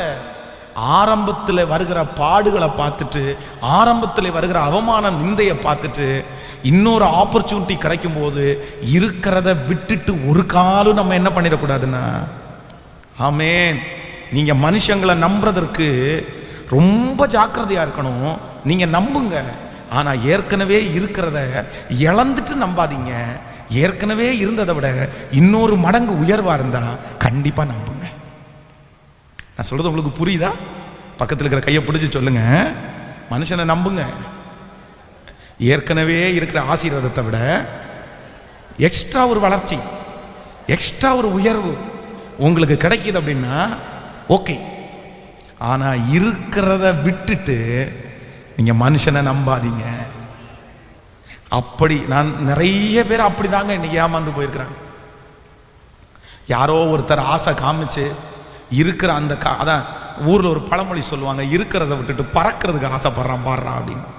அது மாதிரி இருக்கிறத அதை விட்டுட்டு யாரோ ஒருத்தர் சொன்னாங்கன்றதுக்காக சரி சரி சரி சரி. ஒரு தேவனுடைய பிள்ளைக்கு சுத்தமான அறிவு வேணும். ஈசாக்கை குறித்து எனக்கு ரொம்ப சந்தோஷம் என்ன அப்படின்னா, அவனுடைய ஒரே தரிசனம், நான் கண்டிப்பா துறவு தோண்டணும். ஆனா எந்த இடத்துல தூர்த்து போட்டாலும் துறவு தோன்ற தரிசனத்தை மட்டும் அவன் விடவே இல்லை. ஆமேன் சொல்லுங்க. ஆண்டவருடைய பிள்ளைகளே, யாரோ ஒருத்தருக்காக ஆண்டவர் பேசிட்டு தான் இருப்பாரு. நான் நம்புறேன் நீங்க மற்றவர்களை நம்புகிற நம்பிக்கை உங்களுக்கு ஆபத்தாக மாறாமல் இருக்க வேண்டுமே. ஆனால் ஏற்கனவே உங்களுக்கு கொடுத்திருக்கிற ஒன்றை இழந்து இன்னொன்றை பெற்றுக்கொள்ள ஓடாதிருங்கள். அதை விட ஒரு உயர்வுக்கு நேராய் ஓடுங்கள். அல்லேலூயா. சில உலகத்தில் இருக்கிறவங்க சொல்லுவாங்க, உன்னை இழந்தாதான் உன்னை பெற்றுக்கொள்ள முடியும்னு. நான் சொல்றேன், உண்மையாகவே அப்படியே ஆசீர்வதிக்கப்பட்டிருக்கிறார்கள்.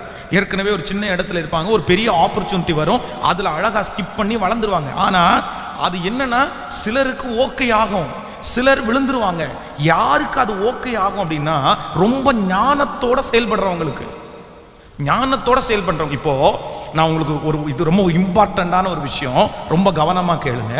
நிறைய பேர் என்கிட்ட என்ன சொல்லியிருக்கிறாங்க அப்படின்னா, என்ன ஆண்டவர் ஊழியத்துக்கு அழைக்கிறாரா, நான் எந்த வேலையும் செஞ்சா எனக்கு உருப்பட மாட்டேங்குது, நான் இந்த மாதிரி தொழில் ஆரம்பிச்சேன் அது உருப்படலை, இந்த மாதிரி வேலைக்கு போனேன் அங்க நிரந்தரமா என்னால் இருக்க முடியல, இந்த மாதிரி ஒரு படிப்புக்கு போனேன் என்னால் ஒழுங்கா படிக்க முடியல, இப்படியே கண்டினியூவா நான் தோத்து போறேன், எனக்கு கண்டினியூவா தோல்வி ஆயிட்டே இருக்குது அப்படின்னா ஆண்டவர் என்ன ஊழியத்துக்கு அழைச்சிருக்கிறாரா? சின்ன வயசுலயே எங்க அப்பா அம்மா என்ன ஊழியத்துக்காக பிரதிஷ்டை பண்ணியிருக்காங்க. நான் ஒரு டைம் ஜோம் பண்ண போகும்போது ஒரு பாஸ்டர் என் தலை மேல கையை வச்சு நீ ஊழியத்துக்கு தான் அப்படின்னு ஜோம் பண்ணியிருக்கிறாரு. அப்போ நாம் பிசினஸ்ல முன்னேறாதது, நாம் வேலையில முன்னேறாதது ஆண்டவருடைய அழைப்பு என் தலை மேல இருக்கிறதுனாலயா அப்படின்னு ஒரு கேள்வி கேட்பாங்க. நான் என்ன சொல்றேன் அப்படின்னா, ஊழியத்தினுடைய அழைப்பை பொறுத்த வரைக்கும் எல்லாருக்குள்ளேயும் அந்த அழைப்பு இருக்குது. நீங்கள் உலகம் எங்கும் போயின்னு பென்ஸ் பாஸ்டருக்கு சொன்ன வார்த்தை மட்டும் கிடையாது, இல்லைன்னா சாலமன் பாஸ்டர் சொன்ன வார்த்தை மட்டும் கிடையாது, இல்லைன்னா இம்மானுவேல் பாஸ்டர் சொன்ன வார்த்தை மட்டும் கிடையாது.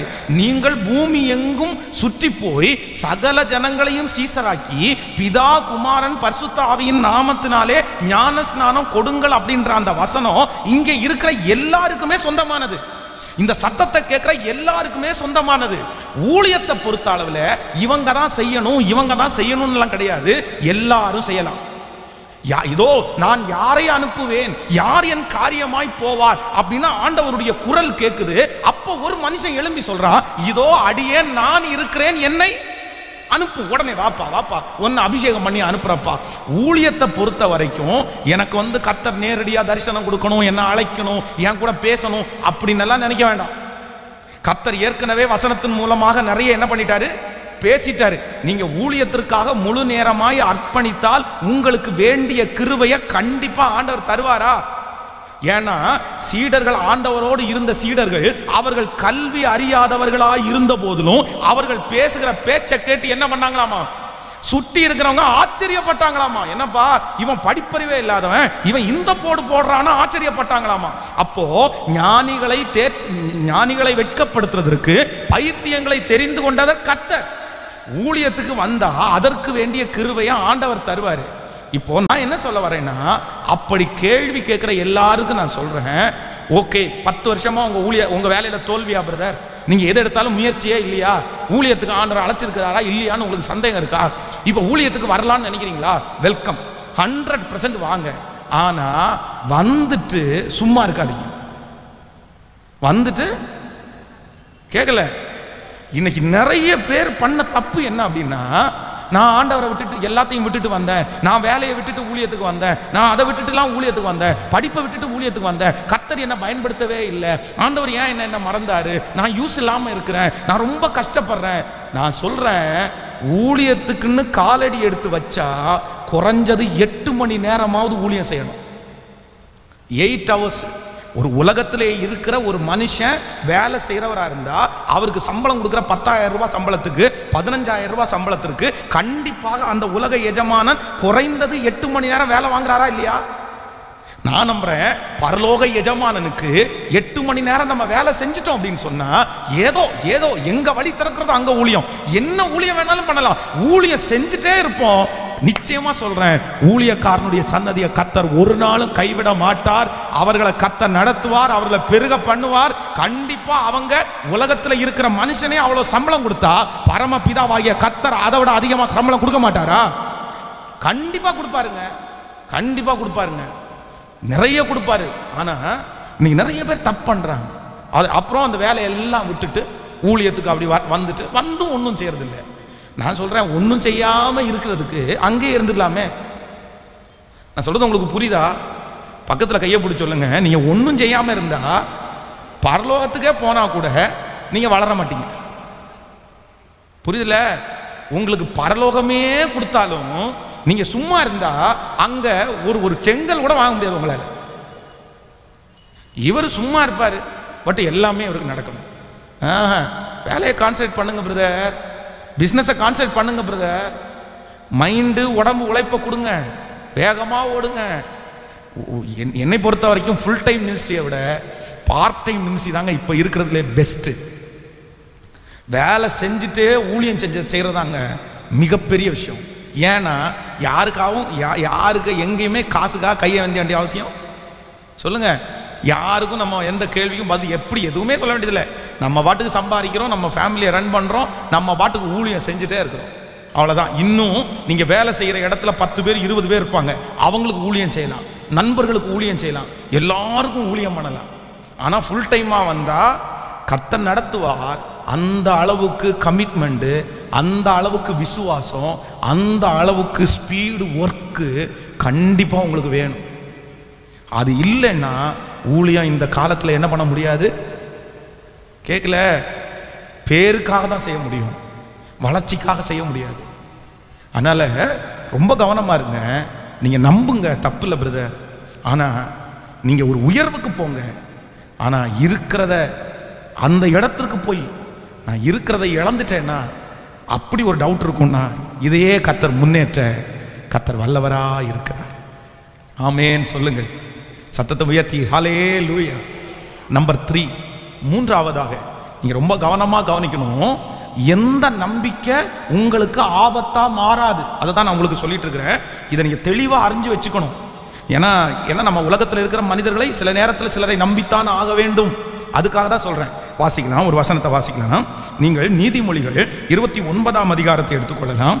நீதிமொழிகள் 29ஆம் அதிகாரத்தில், நீதிமொழிகள் 29ஆம் அதிகாரம் 20வது வசனத்தை வாசிக்கலாமா? 29ஆம் அதிகாரத்தை எடுத்துக்கொள்ளுங்கள். 29ஆம் அதிகாரத்திலே ஸ்தோத்திரம், 29ஆம் அதிகாரம் 20வது வசனத்தை சேர்ந்து நம்ம வாசிக்கலாம். தன் வார்த்தைகளில் பதறுகிற மனிதனை கண்டாயானால் அவனை நம்புவதை பார்க்கிலும் மூடனை நம்பலாம். இன்னொரு விஷயம் கூட எல்லாம் சத்தமா வாசிங்க பார்க்கலாம். தன் வார்த்தையில் பதறுகிற மனுஷனை கண்டாயானால் அவனை நம்புவதை பார்க்கிலும் மூடனை நம்பலாம். ஹலோ, கைகளை அசைத்து ஒரு ஹல்லேலூயா சொல்லுங்கள். இந்த 3வது பாயிண்ட்ஸ் ரொம்ப முக்கியமான பாயிண்ட். ரொம்ப கவனமா கேளுங்க. எப்போ மனுஷனை நம்புற நம்பிக்கை உங்களுக்கு ஆபத்தா மாறும், இல்லைன்னா ஆபத்தா மாறாம இருக்கிறதுக்கு நீங்க கவனிக்க வேண்டிய ஒன்று என்னன்னா, தன் வார்த்தையிலே பதறுகிற மனுஷனை கண்டாயானால் அவனை என்ன பண்ணாத. வார்த்தையில பதறுகிற மனுஷனா யாருங்க? வார்த்தையில பதற மனுஷன்னா மாத்தி மாத்தி பேசுறவங்க. பக்கத்தில் இருக்கிற கையை பிடிச்சி சொல்லுங்க, மாத்தி மாத்தி பேசுறவங்க நம்பவே நம்பாதீங்க. ஆமே. பணம் நாளைக்கு வாங்க, நாளைக்கு கண்டிப்பாக தந்துடுறேன், 1 lakh தானே, செக்கு கொஞ்சம் ப்ராப்ளமாக இருக்குது, நாளைக்கு போனோடனே ஸோ நாளைக்கு ஈவினிங் வர்றீங்களா? நாளைக்கு ஈவினிங் போன உடனே இது ஒரு 3 days டைம் கேட்குறாங்க. எத்தனை நாளாக தெரியுமா? 2 வருஷமா ஆரம்பிச்சு, இந்த ப்ராசஸ் ஆரம்பிச்சு 2 வருஷம் ஆச்சு. 2 வருஷம் தாண்டியும் இவங்களுக்கு என்ன வரல, இன்னும் புத்தி வராம 2 வருஷம் தாண்டியும் திரும்பி போய், சார் சொன்னீங்களே சார், என்ன ஆச்சு? எப்பா அவன் எத்தனை டைம் ஏமாத்தினா இனியாப்பா கொடுக்க போறான்? உனக்கு கொடுக்கணுன்ற நோக்கம் அவனுக்கு, சத்தமா சொல்லுங்க, கொடுக்கணும்னு நோக்கம் இருந்துச்சுன்னா ஃபர்ஸ்ட்லயே கொடுத்துருப்பாங்க. அதான் இந்த காதல் பண்றாங்க பாருங்களேன், அன்பு செலுத்துறாங்க பாருங்களேன், இந்த ஒவ்வொரு வாலிப தம்பிக்கும் தங்கச்சியும் சொல்றேன், இந்த கல்யாணத்தை தள்ளி போடுறான் பாருங்களேன், அவனை தயவு செய்து நம்பாத, தயவு செய்து நம்பாத. ஒரு 1 year வேணும், ஒரு 2 years வேணும். நான் சொல்றேன், அவனுக்கு உன்னை கல்யாணம் பண்றதுக்கு ஐடியாவே இல்லை, அவளுக்கு உன்னை கல்யாணம் பண்றதுக்கு ஐடியாவே கிடையாது. நான் ரொம்ப துக்கத்தோடு சொல்றேன், 7 வருஷம் ஒரு பையனுக்காக காத்துட்டு இருந்து, 7 years, 7 வருஷம் அந்த பையன், நான் கல்யாணம் பண்றேன் ஒன்று, எங்கள் அம்மாவை சரி பண்ண வேண்டியது இருக்குது, எங்கள் அப்பாவை சரி பண்ண வேண்டியது இருக்குது, அதுக்கப்புறம் இல்லை நான் ஃபாரின்ல ஒரு 2 வருஷம் இருந்துட்டு வந்துடுறேன், அதுக்கப்புறம் நம்ம ஒரு பணம் வந்ததுக்கப்புறம் கல்யாணம் பண்ணிக்கலாம், அதுக்கப்புறம் இல்லை இங்கே ஒரு வீடு கட்டிட்டேன்னா பிரச்சனை இல்லை, ஒரு வீடை கட்டிடுறேன். ஏமாத்தி 7 வருஷம் கண்டினியூவாக ஏமாத்தி, 7வது வருஷம் அந்த பிள்ளைய பார்த்து, சரி என்னமோ தெரில, எனக்கு உன்னை நான் ரொம்ப டைம் பண்ணுறேன்னு நினைக்கிறேன், நீ அவசரமாக இருந்தால் நீ வேணா கல்யாணம் பண்ணிக்கிறியா வேற? எத்தனை வருஷம் தாண்டி? அதுவும் அப்பவும் நான் உன்னை கல்யாணம் பண்ண முடியாதுன்னு சொல்லலை, உனக்கு அவசரமா இருந்தா ஏன்னா 7 வருஷமாயா உனக்கு அப்படி சொல்லி, அவனும் அந்த மனுஷனும் கல்யாணம் பண்ணல, இந்த பிள்ளைக்கும் கல்யாணம் ஆகல. எவ்வளவு பெரிய துக்கம்னு நினைக்கிறீங்க? இன்னைக்கு 47, 48 பக்கத்தில் ஆயிடுச்சு. ஒரு மனுஷன் 7 வருஷம் ஏமாத்திட்டு இருக்கிறான். ஆண்டவருடைய பிள்ளைங்க வருத்தத்தை சுமக்காதீங்க. அவங்களெல்லாம் பார்க்கும்போது அவ்வளோ மனசு கஷ்டமா இருக்குது. கொஞ்சம் கூட ஞானமா இருக்க வேண்டாமாப்பா, கொஞ்சம் கூட ஞானமா இருக்க வேண்டாமா? ஒரு நாள் அவன் வேண்டாம் அப்படின்னு ஏமாத்துறான் அப்படின்னு சொன்னா அவனுடைய நடத்தை சரியில்லை, விட்டுட்டு சரி வேணாம் விட்டுரும் அப்படின்னு சொல்லிட்டு விட்டுற வேண்டியது தானே. உங்களுக்கு தரணும், உங்களுக்கு செய்யணும்னு நினைக்கிறவங்க என்னை பொறுத்த வரைக்கும் ஒரே டைம் செஞ்சிருவாங்க. சிலர் சொல்றாங்க நச்சுனா செஞ்சிருவாங்க அப்படின்னு. ஆமா, நச்சு செய்தாலும் அது வாழ்க்கையில சில நேரத்தில் உருப்படியா என்ன பண்ணாது. கம்பல் பண்ணி கல்யாணம் பண்ணாலோ, கம்பல் பண்ணி அந்த விஷயத்தை வாங்கினாலோ, அது நமக்கு ஒரு கல்யாணம் அப்படின்றத ஆசையா பண்ணணும், ஒரு விருப்பத்தோட பண்ணணும். அதை பிடிச்சா போதும் அப்படின்னு கட்டி பிடிச்சி இழுத்து தாலி கட்டி வைக்க முடியுமா? சொல்லுங்க. சிலர் என்ன நினைக்கிறாங்க அப்படின்னா, வலுக்கட்டாயமா வம்படியா கல்யாணம் பண்ணிட்டோம்னா அதுக்கப்புறம் மாறிடுவாங்கன்னு நினைக்கிறாங்க. நான் சொல்றேன், அது காலம் முழுதும் வேதனை. ஆண்டவருடைய பிள்ளைய, அது காலம் முழுதும் உங்களுக்கு வேதனை. இன்ட்ரெஸ்டே இல்லாதவங்கள மேரேஜ் உங்களை பண்ணிக்கிறதுக்கு விருப்பம் இல்லாதவங்கள என்னை பொறுத்த வரைக்கும் நீங்க விட்டுட்டு, சில சொல்லுவாங்க இல்ல கர்த்தர் இவங்கள தான் எனக்கு காமிச்சாரு, அவங்கள தான் எனக்கு காமிச்சாங்கன்னா கண்டிப்பா அவங்க ஓகே சொல்லியிருப்பாங்கப்பா. ஆமேன்னு சொல்லுங்கள். என்னுடைய திருமணத்தில் நடந்தது, நான் ஒரு 10 விஷயத்தை எடுத்து மாமனார் வீட்டில் கொண்டு போய் வாசித்து, இதன்படியெல்லாம் புள்ள இருந்தால் கல்யாணம் பண்ணிக்கிறேன்னு நான் லிஸ்ட்டு வாசிக்கிறேன். என் மனசுக்குள்ளே என்ன இருக்குது அப்படின்னா, இதை பாருங்க ஆண்டவரே, நான் 10 விஷயத்தை சொல்லி காரில் ஏறின உடனே என் கூட கூட்டிகிட்டு போனவங்க மொத்த பேர் என்னை திட்ட ஆரம்பிச்சிட்டான். ஏண்டா இப்படி எங்களை கூடாமல் இருந்திருக்கலாம்ல, எங்களையும் கூட்டிகிட்டு போய் அவமானப்படுத்துகிற நீ, அப்படியெல்லாம் அவங்க வீட்டில் இப்படி ரூல்ஸ் போடுவேன்னு தெரிஞ்சிருந்தேன்னா நாங்கள் வராமல் இருந்திருப்போம் பொண்ணு பார்க்குறதுக்கு அப்படின்னு. நான் என்ன சொன்னேன்னா, பொண்ணு பார்க்க போகும்போது ஒரு 10 ரூல்ஸ் சொன்னேன். எங்கள் மாமனாருக்கும் மாமியாரும் மனைவியாக போகிறவங்களையும் வச்சு இதுக்கெல்லாம் கரெக்டாக நீங்கள் ஒத்து வருவீங்களான்னு கேட்டு ஒரு 10 ரூல்ஸ் சொன்னேன்ல. காரில் ஏறின உடனே எல்லாருமே திட்ட ஆரம்பிச்சிட்டாங்க. எங்கள் அம்மாலாம் நீ எல்லாம் ஊழியக்காரனா, ஊழியக்காரனுக்கு இவ்வளோ திமிரெல்லாம் ஆகாதுப்பா, அவர் எவ்வளோ பெரிய மனுஷன், எவ்வளோ பெரிய வயசான மனுஷன், அவருக்கு முன்னாடி போய் நீ இப்படி பேசிகிட்டு இருக்கிற, கர்த்தருக்கு இதை அடுக்காது, ஆண்டவர் உன்னை தண்டிப்பார், மன்னிப்புகள் அப்படின்னு திட்டிட்டு வராங்க. ஆனால் நான் என் மனசுக்குள்ள இவங்க அத்தனை பேர் திட்டினாலும் ஜாலியாக இருந்தேன். உண்மையிலே சொல்கிறேன், அதை குறித்து அப்புறம் தான் ஃபீல் பண்ணேன் தானே, அப்போ ஃபீல் பண்ணவே இல்லை. ஏன் அப்படின்னா நான் ஆண்டவர்கிட்ட பேசிகிட்டே இருக்கிறேன், இந்த பாருங்க ஆண்டவரே, அவங்களுக்கு யாருக்குமே தெரியாது உங்கள்கிட்ட நான் வச்சுருக்கிற டீலு, இந்த 10 விஷயத்துக்கும் ஓகே பண்ணி அந்த பொண்ணு வீட்டுக்காரங்க எனக்கு பொண்ணு கொடுக்குறாங்கன்னா அது உங்கள் சித்தம், இல்லை அப்படின்னா உங்கள் சித்தம் இல்லை, அதில் நான் தெளிவாக இருக்கேன் அப்படின்னு நானே வந்து பெரிய மிதந்து அப்படியே பயங்கரமாக ரூல்ஸ் போட்டு வரேன். இது இப்படி நடக்குதா? அவங்க வீட்டில் பொண்ணு வீட்டில் எல்லாரும் சேர்ந்து இந்த கொடுமைக்காரனுக்கு பிடிச்சி இந்த பிள்ளைய கல்யாணம் பண்ணி கொடுத்தா முடிஞ்சிருச்சு வேலை, இந்த ஆள் இவ்வளோ ஸ்ட்ரிக்டாக இருக்கிறார், இப்போவே கல்யாணத்துக்கு முன்னாடியே இப்படியெல்லாம் பேசுகிறாள், கல்யாணத்துக்கு அப்புறம் பிள்ளைய என்ன பண்ணுவாங்க, அதனால கண்டிப்பாக இந்த கல்யாணம் வேண்டாம், அவர் கல்யாணம் பண்ண வேண்டாம், திருச்சி தாண்டதுக்குள்ளே ஃபோன் பண்ணி சொல்லிடலாம் அப்படின்னா அங்கேருந்து ப்ரெஷர். அங்கே ஒருத்தர் அந்த மாதிரி அமைதியாக இருந்திருக்காரு, யாருன்னா அவங்க அப்பா பாஸ்டர். அவர் எல்லாரும் பேசிட்டு இருக்கும்போது அவருக்கு சம்மந்தமே இல்லாமல் உட்காந்து பல்ல நோண்டிட்டு இருந்தார். அப்போ பாஸ்டர் அம்மா பார்க்கும்போது அவங்க அப்பா சம்மந்தமே இல்லாமல் பல்ல நோண்டிட்டு இருக்கிறாரு. இவங்க ரூமுக்குள்ளே எந்திரிச்சு போன உடனே அவங்க அப்பா பக்கத்தில் போய் சொன்னாரம்மா, அவர் ஸ்ட்ரிக்ட் பாஸ்டர் தான், பட் அவருடைய மூஞ்சிலே எழுதி ஒட்டி இருக்கு அவர் சாந்தமானவர்னு, நீ ஒன்றும் பயப்படாத, கத்திரத்தில் நிறைய அடையாளம் கேட்டேன், ஆண்டவர் ஓகே சொல்லிட்டாரு அப்படின்னு சொல்லியிருக்காரு. அப்போ நான் என்ன நம்புகிறேன் அப்படின்னா, கர்த்தர் நமக்குன்னு ஒன்று நியமிச்சிருந்தேன்னா அது யார் தடை பண்ணாலும் தடுக்க முடியாது. அந்த காரியம் கரெக்டாக ஏற்ற நேரத்தில் சரியாய் அது வாய்க்கும். அதை குறித்து ஆண்டவருடைய பிள்ளைகள் வந்து கவலைப்பட வேண்டாம். ஆனால் நம்முடைய மனசில் இருக்கிற ஆசை நிறைவேறதற்கு நம்ம வந்து ஆண்டவருடைய சித்தத்தை பிடிச்சி இழுத்து என்ன பண்ணிடக்கூடாது, உள்ள கொண்டு வந்துடக்கூடாது. நிறைய பேர் அந்த மிஸ்டேக் தான் பண்ணுறீங்க. அப்போது ரொம்ப நீங்கள் கவனமாக இருக்கணும். நீங்கள் மனிதர்களை நம்புவது எப்பொழுது உங்களுக்கு ஆபத்தாக நீங்கள் முடியாது அப்படின்னு சொன்னால் இந்த விஷயத்தில் நீங்கள் ரொம்ப ஜாக்கிரதையாக இருக்கணும். அதான் தன் வார்த்தையிலே பதறுகிற மனுஷனை பார்த்தேன்னா நீங்கள் என்ன பண்ணிடாதீங்க. 8 வருஷமா ஏமாத்துனதுக்கு அப்புறமும் இன்னும் நம்புறீங்களே சிஸ்டர், பிரதர் 7 வருஷமா இதா தரேன் அதா தரேன், அந்த வேலை வாங்கி தரேன் இந்த வேலை வாங்கி தரேன், நம்புறீங்களே. நான் சொல்கிறேன், சிலர் கடன் கொடுத்துருக்கலாம், அந்த பணம் வர்றதுக்கு தடையாக இருக்கலாம். நான் நம்புகிறேன் கண்டிப்பாக ஆண்டவர் திரும்ப கொண்டு வருவார். 8 மாசமா ஏமாத்துறதுக்காக அந்த பணத்தை விட்டுற முடியாது. 10 வருஷமா ஏமாத்துறதுக்காக அந்த பணத்தை விட்டுற முடியாது. நீங்கள் போராடுங்க, நீங்கள் ஜெபம் பண்ணுங்க, நீங்கள் கேளுங்க. ஆனால் நீங்கள் ஒன்று நினைத்து கொள்ளுங்கள், அதை நம்பி இன்னொரு ப்ராஜெக்டை ஆரம்பித்து நீங்கள் திரும்ப திரும்ப சிக்கலில் என்ன பண்ணிடாதீங்க. கேட்கல, வார்த்தையிலே பதறுகிற ஒரு மனுஷனை நம்பி இன்னொரு விஷயத்தில் நீங்கள் கண்டிப்பாக என்ன பண்ணக்கூடாது. பக்கத்தில் இருக்கிற கையை பிடிச்சி சொல்லுங்க, வார்த்தையிலே பதறுகிற மனுஷனை நம்பி இன்னொரு கமிட்மெண்ட்டில் நீங்கள் இறங்கிறாதீங்க. அதான் உதாரணத்துக்கு சொல்கிறேன், 7 வருஷமா ஒருத்தர் பணம் கொடுக்கல, 10,000 ரூபா தெரியும் சொல்லுங்களேன். அந்த 10,000 ரூபா 7 வருஷம் ஏமாத்திட்டு இருக்கிறாரு. இப்போ உங்களுக்கு இன்னொரு ஒன்று வாங்க வேண்டியது இருக்குது, அது விலை 10,000 ரூபா.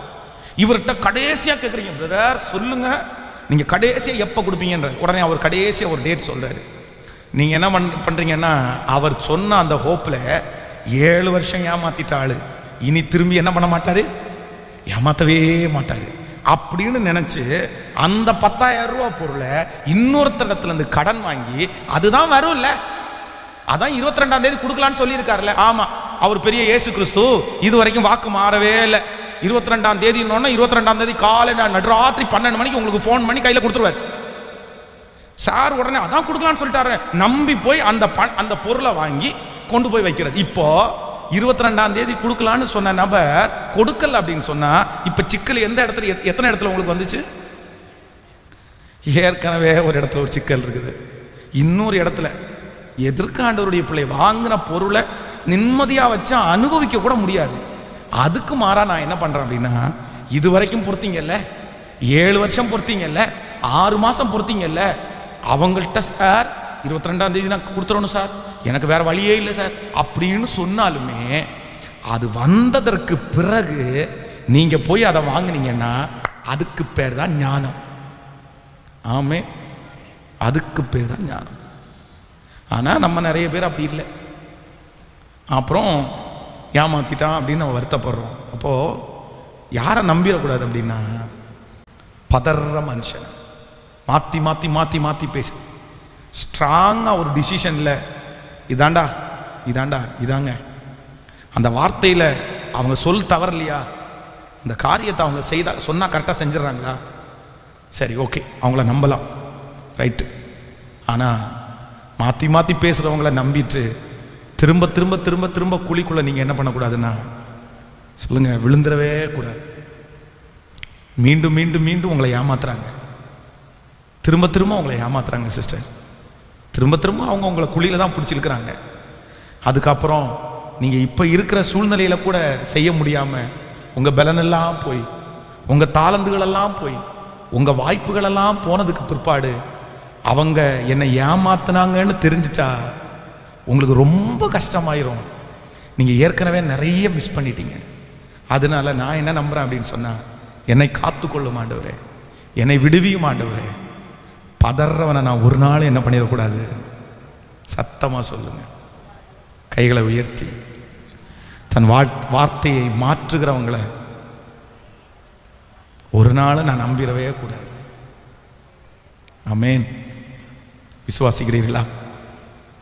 ஒரு போதகர் 5 வருடமாய் தன்னுடைய கையிலே ஒரு ஏடிஎம் கார்டோடு அவர் பணத்திற்காக அலைந்து கொண்டே இருக்கிறார். 5 வருஷமா ஒரு ஏடிஎம் கார்டை தன்னுடைய கையில் வச்சுட்டு 5 வருஷமா அலைகிறார். எது தெரியுமா? ஒரு பெரிய டீம், அந்த டீம் எத்தனையோ கோடி, 30 கோடின்னு நினைக்கிறேன், 30 கோடி ஃபண்டு இந்த மாதிரி பண்ணுறோம் அப்படி ஏமாத்துறவங்க. அப்படியெல்லாம் இல்லை இன்றைக்கெல்லாம், அப்படியெல்லாம் கொடுக்குறவர்களெல்லாம் ரொம்ப ரேரு. ஏதோ ஒரு விதத்தில் எங்கேயோ ஒரு இடத்துல ஆண்டவர் நடக்கலாம், கர்த்தர் நினச்சா எது வேணாலும் நடக்கலாம், அது ஆண்டவருக்கு தெரியும். ஆனால் அந்த மாதிரி சொன்ன உடனே ஒரு 5 பேர், அவங்க ஒரு 5 பேர் டீமை செலக்ட் பண்ணி அந்த 5 பேருக்குமே தனித்தனி அக்கௌண்ட்டை ஓப்பன் பண்ணி அவங்க ஒவ்வொருத்தருடைய ஏடிஎம் கார்டையும் கையில் கொடுத்து, இதை பாருங்கள், உங்கள் ஒவ்வொருத்தருடைய அக்கௌண்ட்லையும் இவ்வளோ கோடி வரப்போகுது, நீங்கள் இந்த மாதிரி ப்ராஜெக்ட் பண்ணணும் அப்படின்னு சொல்லி எல்லாத்தையும் பேசி, அப்போ திடீர்னு ஏடிஎம் கார்டை வாங்கி கொடுத்துட்டு ஒரு 3 நாள் தாண்டின உடனே சரி ஓகே, இப்போ ஒரு சின்ன ஃபீஸ் ஒன்று கட்ட வேண்டியது இருக்குது, அதில் இருக்கிற 2 மேனேஜர் இந்த மாதிரி வர்றாங்க, உங்களை பார்க்கறதுக்கு வர்றாங்க, அவங்களுக்கு ஒரு ரூம் புக் பண்ண வேண்டியது இருக்குது 5 ஸ்டார் ஹோட்டலில், நீங்கள் தான் 5 பேர் சேர்ந்து புக் பண்ண உடனே அவங்க ஒரு ஆளுக்கு 10,000 ரூபா போட்டு ஒரு ரூம் புக் பண்ணியாச்சு. 50,000 ரூபா போச்சு, 50,000, 25,000, 1 லட்சம், 2 லட்சம், இப்படி இந்த 5 பேரும் ஆளுக்கு 20 லட்சம் ரூபாய் கடனாளியாக இருக்காங்க. நான் சொல்றது உங்களுக்கு புரியுதா? இந்த 5 பேரும் ஆளாளுக்கு 20 லட்சம் ரூபாய் இவங்க மற்றவங்களிடத்துல இருந்து எனக்கு வரும், எனக்கு வரும், எனக்கு வரும். ஒருத்தரெல்லாம் என்ன கேட்குறாரு அப்படின்னா, நீ 1 லட்சம் கொடுறா, நான் உனக்கு 2 லட்சமா திருப்பி கொடுறேன். அப்படியெல்லாம் காசு வாங்கியிருக்காங்க. காசை வாங்கி இவங்க 5 பேரும் 20 லட்சம் ரூபாய் கடன். ஆனால் 5 வருஷமா இன்னும் அவங்களுடைய பேங்க்ல 1 ரூபா கூட. ஆனால் எனக்கு ரொம்ப வருத்தம் என்னன்னா, 5 வருஷமா 20 லட்சம் ரூபாய் கடன் ஆயிடுச்சே, 1 ரூபாயும் உன் பேங்க்ல அக்கௌண்ட்ல வரலையே, நீ இனியாவது இந்த 20 லட்சம் கடனோட போயிடட்டும்னு போயிடலாமே அப்படின்னு மனசுல நினைக்கும் போது, எங்கிட்டே ஒரு 5,000 ரூபா கொடுக்குறீங்களா, ஒரு 5,000 கொடுக்குறீங்களா, லாஸ்டா ஒரு 5,000 ரூபா கேட்குறாங்க. ஆளுக்கு 5,000 ரூபா, 25,000 ரூபா நாங்கள் கட்ட வேண்டியது இருக்குது. கட்டிட்டோன்னா அவ்வளோதான், 3 நாள் அவ்வளோதான் வந்துடும் பணம். நான் எங்க கொண்டு போய் சொல்ல என்ன பண்றது, என்ன பண்றது? அழுகதாங்க வந்துச்சு எனக்கு. இப்போ நான் ஐயா நீங்க வச்சிருக்கிற ஏடிஎம் கார்டு ஃபேக்கியா, அது நம்பாதீங்கயா அப்படின்னு சொன்னா அவங்க நம்பவாங்க போறாங்க? சொல்லுங்க. நான் அமைதியா சொல்லிட்டேன், ஐயா உங்களுக்கு சாப்பிட்றதுக்கு ஏதாவது காசு வேணுமா கேளுங்கய்யா, உங்களுக்கு ஏதாவது வாங்கி தரணுமா சொல்லுங்க, வாங்கி தரேன். ஆனால் இதுக்கு பணம் கட்டுறதுக்குன்னு தயவு செய்து என்கிட்ட பணம் கேட்காதீங்க, நான் 1 ரூபா கூட கொடுக்க மாட்டேங்க, வேணாங்கய்யா, சாரி என்னை மன்னிச்சிருங்க, வேற எதுக்கு வேணாலும் காசு கேளுங்க, நீ என்ன சாப்பாடு பசியா நான் தரேங்கய்யா, ஒரு துணி வாங்கி தரமா நான் வாங்கி தரேங்கய்யா, நான் உதவி செய்கிறேன் பரவாயில்லைங்க, ஆனால் இதுக்கு தான் காசு கொடுக்க மாட்டேங்க. ஆண்டவருடைய பிள்ளைகளே, இவ்வளவு பேதைகளாக இருந்தால் எப்படி நம்ம வாழ போகிறோம்? எப்படி நம்ம வாழ போறோம்? ஆண்டவரிடத்துல ஒரு கிருபையை கேளுங்க. ஆண்டவரே, மனுஷனை நம்புறதுல நான் எப்படி இருக்கணும்னா ரொம்ப கவனமா இருக்கணும். ஆண்டவரே நம்பாதீங்க. ஆண்டவருடைய பிள்ளையே, கர்த்தர் சொல்றாரு, நாசியிலே சுவாசம் இருக்கிற மனுஷனை நம்புவதை பார்க்கிலும் கர்த்தர் மேல் பற்றுதலாயிருப்பதே. எப்பேற்பட்ட மனுஷனும் மாறுவான். அதான் ஆண்டவர் சொல்றாரு, உன் மடியில படுத்திருக்கிறவனுக்கு முன்னாடி உன் வாயை என்ன பண்ணாத? உன் மடியில படுத்து கிடக்கிற நண்பன்கிட்ட கூட உன் வாயை திறக்காத. ஏன் அவன் கூட என்ன பண்ணுவான்? இந்த பசங்கள்லாம் சொல்லிட்டு திரிவாங்க, என் ஃப்ரெண்டு என் ஃப்ரெண்டு என் ஃப்ரெண்டு. என் ஃப்ரெண்டெல்லாம் மாறவே மாட்டான். முதல்ல போலீஸ் ஸ்டேஷனில் போகும்போது உன்னை பிடிச்சி கொடுக்குறது ஃப்ரெண்டு தான். யார்? நம்ம சர்ச்சிலே ஒருத்தர் வந்து ஜெயிலில் இருந்தார். ஜெயிலில் இருக்கும்போது அவர்கிட்ட பேச்சு, என்ன பிரதர் என்ன பண்ணணும், ஏன் இப்படி போனீங்க, என்ன பிரதர் ஆச்சுன்னு கேட்டால் வேற ஒன்றும் இல்லை, போலீஸ் பிடிச்சது அவங்க 4 பேரை, இவங்க 4 பேரும் ஒருத்தருக்கு ஒருத்தர் பேசிக்கிட்டாரம்மா. ஏன்னா டே, அவனை மட்டும் நம்ம விட்டுட்டு போகிறோம், இந்த பிரச்சனைக்குள்ள அவர் சுத்தமாக இல்லை, இவங்க அவனை மட்டும் விட்டுட்டு நம்ம எப்படா உள்ளே போகிறது, அவனையும் கூட்டிகிட்டு போகலான்னு. சார், எனக்கு இன்னும் ஒரு ஃப்ரெண்டும் சேர்ந்து தான் சார் பண்ணோம், அவன் இந்த இடத்துல நிற்கிறான், அவனுக்கே ஃபோன் பண்ணி, மாப்பிள்ளை எங்கடா இருக்கு அப்படின்னு. கடைக்கு முன்னாடி நின்றுருக்காண்டா, வெயிட் பண்ண 2 நிமிஷம் அங்கேயே வந்துடுறோம். போலீஸ் வேனோட போய் யாரா ஏற்றி கூட்டிகிட்டு போயிட்டாங்க. கூட்டிகிட்டு போய் அவ்வளவு செலவு, பெயிலில் எடுத்து அப்புறம் சைன் போட போய், என்ன பிரதர் இப்படி பண்ணிக்கிறேன்னு கேட்டால், நான் ஒன்றுலையுமே இல்லை பாஸ்டர், ஃப்ரெண்ட்ஸு சேர்ந்து என்னையும் கூட சேர்த்து கோத்து விட்டாங்க அப்படின்னு. நல்ல வேளா. ஆனால் அதே இது இவன் 5 பேர் கையிலையும் ஒரு 1 லட்சம் ரூபாய் கிடச்சிருந்தேன்னா, டேய் அவனை மட்டும் கூப்பிட்றாத, அவனுக்கு ஒரு ஷேர் நம்ம கொடுக்கணும் வேணாம் அப்படின்னு விட்டுருப்பாங்க. உண்மைதானே? நல்லதுக்கெல்லாம் ஃப்ரெண்டு வரமாட்டான், ஆனால் கெட்டதுக்கு யார் இருப்பான் கேட்டா? இந்த ஃப்ரெண்டு இதை பற்றி பேசுனாங்க பாருங்க ஒரு சிலர். அப்பா, அவன் பெரிய ஆவிக்குரியன் மாதிரி பேசிட்டு இருப்பாங்க. அவன் ஃப்ரெண்டு பெரிய ஆவிக்கு பெரிய ஜப வீரன். அவர் ஏதோ ஒரு ஜப வீரர், ஒரு நல்ல ஆவிக்குரியவர், ஒரு நல்ல ஆண்டவருடைய பிள்ளை, அவன் எனக்கு நண்பன் அப்படின்னு சொல்றதுல பெருமையா சொன்னா கூட நமக்கு சந்தோஷமா இருக்கும். சரி பரவாயில்லப்பா, ஒரு ஜெபிக்கிற பையனை ஃப்ரெண்டுன்னு சொல்ற இல்ல, ஆண்டவரோட நடக்கிற ஒரு பையனை ஃப்ரெண்டுன்னு சொல்ற இல்ல, நமக்கு பெருமையா இருக்கணும். அவனா ஆகாவளியா இருப்பான். சிகரெட் அடிக்கிற பழக்கம் இருக்கும், குடிக்கிற பழக்கம் இருக்கும், எல்லா கெட்ட பழக்கம் அவன் இருக்கும். கேட்டா என்ன சொல்ல தெரியுமா? என் நண்பன் என் இருதயத்துக்குள்ள இருக்கான் அப்படி. என்ன டயலாக்கு, என்ன டயலாக்கு தெரியும்ப்பா. இப்ப தெரியாது நண்பனுடைய லட்சணம், கொஞ்ச நாள் தாண்டி தான் தெரியும் எப்படி நண்பர்கள். இந்த நண்பர்கள் சென்டிமெண்டெல்லாம் வந்து ரொம்ப நாள் வராது, கல்யாணம் ஆகட்டும் அதுக்கப்புறம் தெரியும். கேட்டால் சொல்லுவாங்க, ஐயோ நம்ம சர்ச்சில் இதுக்கு முன்னாடி இந்த யூத் பசங்கள்லாம் அப்படி தான் சொன்னானுவான். ஒரு நாளைக்கு யூத் மீட்டிங்கில் பேசிட்டு இருக்கான ஒருத்தன், டேய் நம்ம பரலோகம் போகிற வரைக்கும் இப்படியே இருக்கணும்டா அப்படின்னு ஒருத்தர் பேசிட்டே இருக்கான். எனக்கு பயங்கரமான சந்தோஷம். டேய் இப்படியே இருக்க முடியாது, நீங்கள் ஒருத்தனை கல்யாணம் பண்ணணும் இல்லை அப்படின்னு.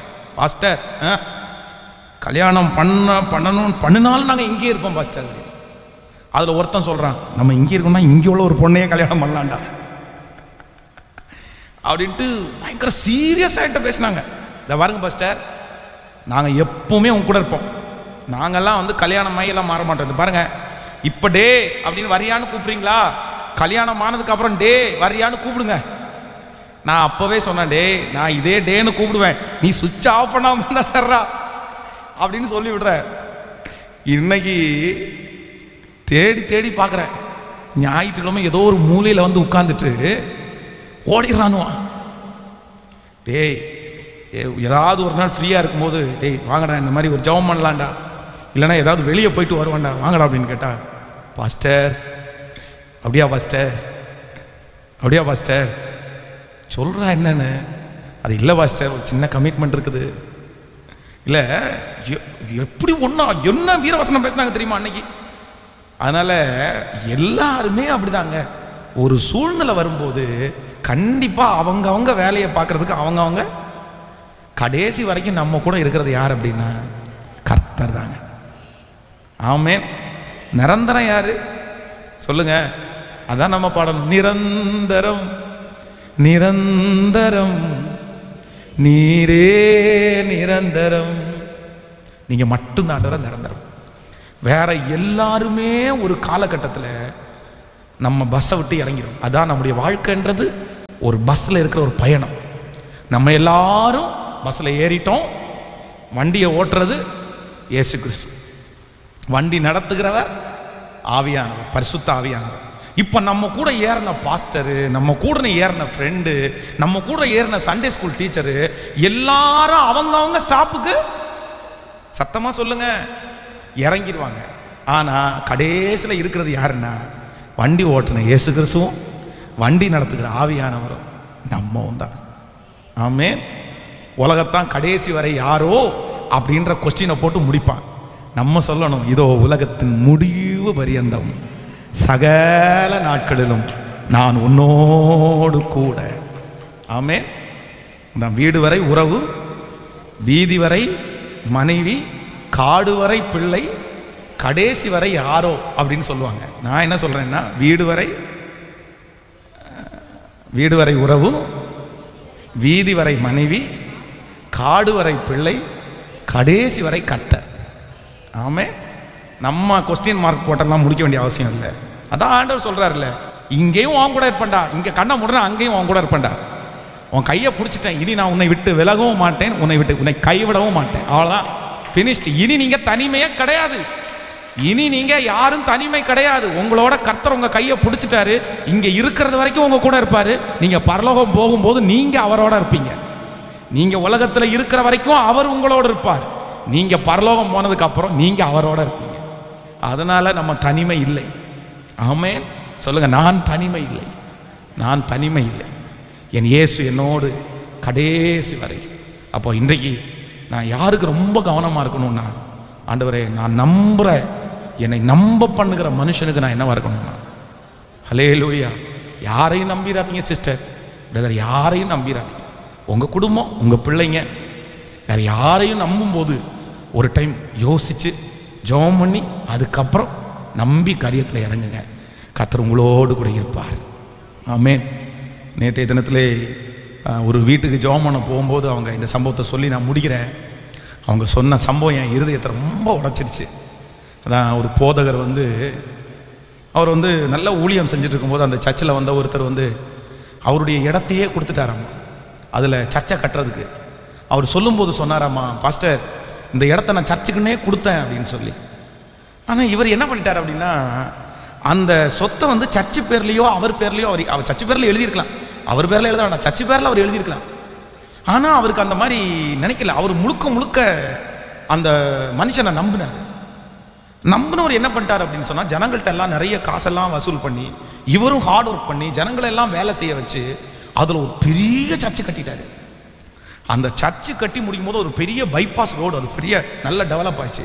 டெவலப் ஆன உடனே அந்த மனுஷன் என்ன பண்ணார் அப்படின்னா, இந்த இடம் என்னுடையது, நீங்கள் இந்த இடத்த காலி பண்ணி கொடுங்க, நான் உங்களுக்கு தரவே இல்லை அப்படின்னு சொல்லி அப்படியே ஏமாத்திட்டாரு. இவர் உடனே இல்லை நான் அதில் நிறைய செலவு பண்ணியிருக்கிறேன், அந்த பணத்தையாவது நீங்கள் கொடுக்கணும் அப்படின்னு சொல்லும்போது, சரி அதை தர்றோம் அப்படின்னு சொல்லி சும்மா வேண்டாம் வெறுப்பா சொல்லி அனுப்பிட்டாங்க. இவருக்கு அதை மனசுக்குள்ள வச்சு வச்சு வச்சு யோசிச்சு ரொம்ப சிக்காயி மரிச்சே போயிட்டார், இறந்துட்டார். அந்த மன வலி, அவன் இறந்துட்டார் ரொம்ப யோசிச்சு. இப்போ அவங்க மனைவி எல்லாம் போய் அவங்க செலவு பண்ண பணம் கொடுங்கன்னு சொன்னதுக்கு அப்புறம் கூட கொடுக்க மாட்டேங்கிறாங்களாம். அவங்களுக்கு எவ்வளோ பெரிய தண்டனை வரும்னு நமக்கு தெரியாது. இது தலைமுறைக்கு வாங்கி வைக்கிற சாபம், தலைமுறைக்கு வாங்கி வைக்கிற சாபம். இந்த சாபம்லாம் யாரும் ஜெபம் பண்ணா கூட முடியாது. எத்தனை உபவாசம் இருந்த அழுதாலும் இந்த சாபம்லாம் முடியுமான்னு எனக்கு தெரியாது. ஐயோ, இதெல்லாம் கொடுமையான சாபம். அது இந்த மாதிரிலாம் குடும்பத்தில் சாபத்தை வாங்கி வைக்கக்கூடாது. அதுக்கு பணம் இல்லாமல் போகலாம், அதுக்கு போட்டு சொத்துன்னு விட்டுடலாம். இப்போ கொடுக்க மாட்டேங்கிறாங்க. அப்போ இப்போ பாஸ்டரை இழந்தது நம்ம தானே, ஒரு ஊழியரை, ஒரு நல்ல ஊழியரை நம்ம தானே இழந்து நிற்கிறோம். அதனால் முடிஞ்ச வரைக்கும் ஆண்டவருடைய பிள்ளைங்க என்ன பண்ணிடாதீங்கன்னா, மனுஷன் எப்படி வேணாலும் எந்த நேரத்தில் வேணாலும் மாறுவான், பேச்சு எப்போ வேணாலும் மாறும். அதனால் காரியம் நடந்ததுக்கு அப்புறம் தான் நீங்கள் கிளியர் பண்ணணும். ஆமேன்னு சொல்லுங்கள். ஆனால் கர்த்தரை மட்டும் நம்புங்க. அப்படியே எழும்பி நின்று, எனக்கு இந்த கிருபையை தாங்க ராஜா, நான் அடிக்கடி ரொம்ப வீக்காயிடுறேன் ஆண்டவரே, இதில் தான் வீக்காகிறேன். எவ்வளோ நான் நம்பக்கூடாதுன்னு தான் நான் நினைக்கிறேன். இந்த வார்த்தை வேற யாருக்கும் கிடையாது, எனக்கு தான் பாஸ்டர். ஆனா திருப்பி நான் நம்புறேன். நம்பி நம்பி நம்பி தான் பாஸ்டர் நான் விழுந்து போறேன். நம்பத்தக்கவர் நீங்க ஒருத்தர் தானே. கைகளை உயர்த்தி சொல்லுங்க, இனி நான் அப்படிப்பட்ட மனிதர்களை நம்ப கூடாது ஆண்டவரேன்னு சொல்லுங்க. சத்தத்தை உயர்த்தி எல்லாரும் சொல்லுங்க, ஆண்டவரே எனக்கு அந்த கிருபை வேண்டும். நீ எவ்வளவு நம்புனப்பா, எவ்வளவு எல்லாரும் எதிர்த்துலப்பா நீ நம்புன, எதிர்த்துலப்பா நீ நம்புன. இன்னைக்கு எப்படி மாறிட்டாங்க பாத்தியா, எப்படி மாறிட்டாங்க. இனியாவது உனக்கு அறிவு வேண்டாமாப்பா, இனியாவது உனக்கு அறிவு வேண்டாமாமா. நீ நம்புறதுனால தானே உன்னை ஏமாத்துனாங்க மக, நீ நம்புறதுனால தானே மக உன்னை ஏமாத்துனாங்க, நீ நம்புறதுனால தானே மக உன்னை ஏமாத்துனாங்க. இனியாவது நீ நம்பாம இருக்கலாம்ல. ஆனா திரும்ப திரும்ப அவன் பேசுற வார்த்தைக்கு நீ நம்புறியே, அவன் பேசுற வார்த்தையை நீ நம்புறியே. அவளுக்கு காரியம் ஆகலன்னு சொன்ன உடனே உன்னை காலை வாரிட்டாங்கல்ல, அது காரியம் நடக்கலன்னு உன்னை எதிர்த்தாங்கல்லப்பா, உன்னை விட்டு கொடுக்கறது கூட தயங்கல்ல. உண்மையான அன்பு அப்படி பண்ணி இருக்குமா? உண்மையான நேசம் அப்படி பண்ணி இருக்குமா? நீதான்ப்பா ஏமாந்தவன், நீதாம்மா ஏமாந்தவா. கைகளை உயர்த்தி சொல்லுங்க, ஆண்டவரே மனுஷனை நம்புவதை பார்க்கலாம் உங்கள் மேல் பற்றுதலா இருப்பதே நலம். ஹalleluya ஹalleluya. நன்றி ஆண்டவரே, நன்றி ஆண்டவரே.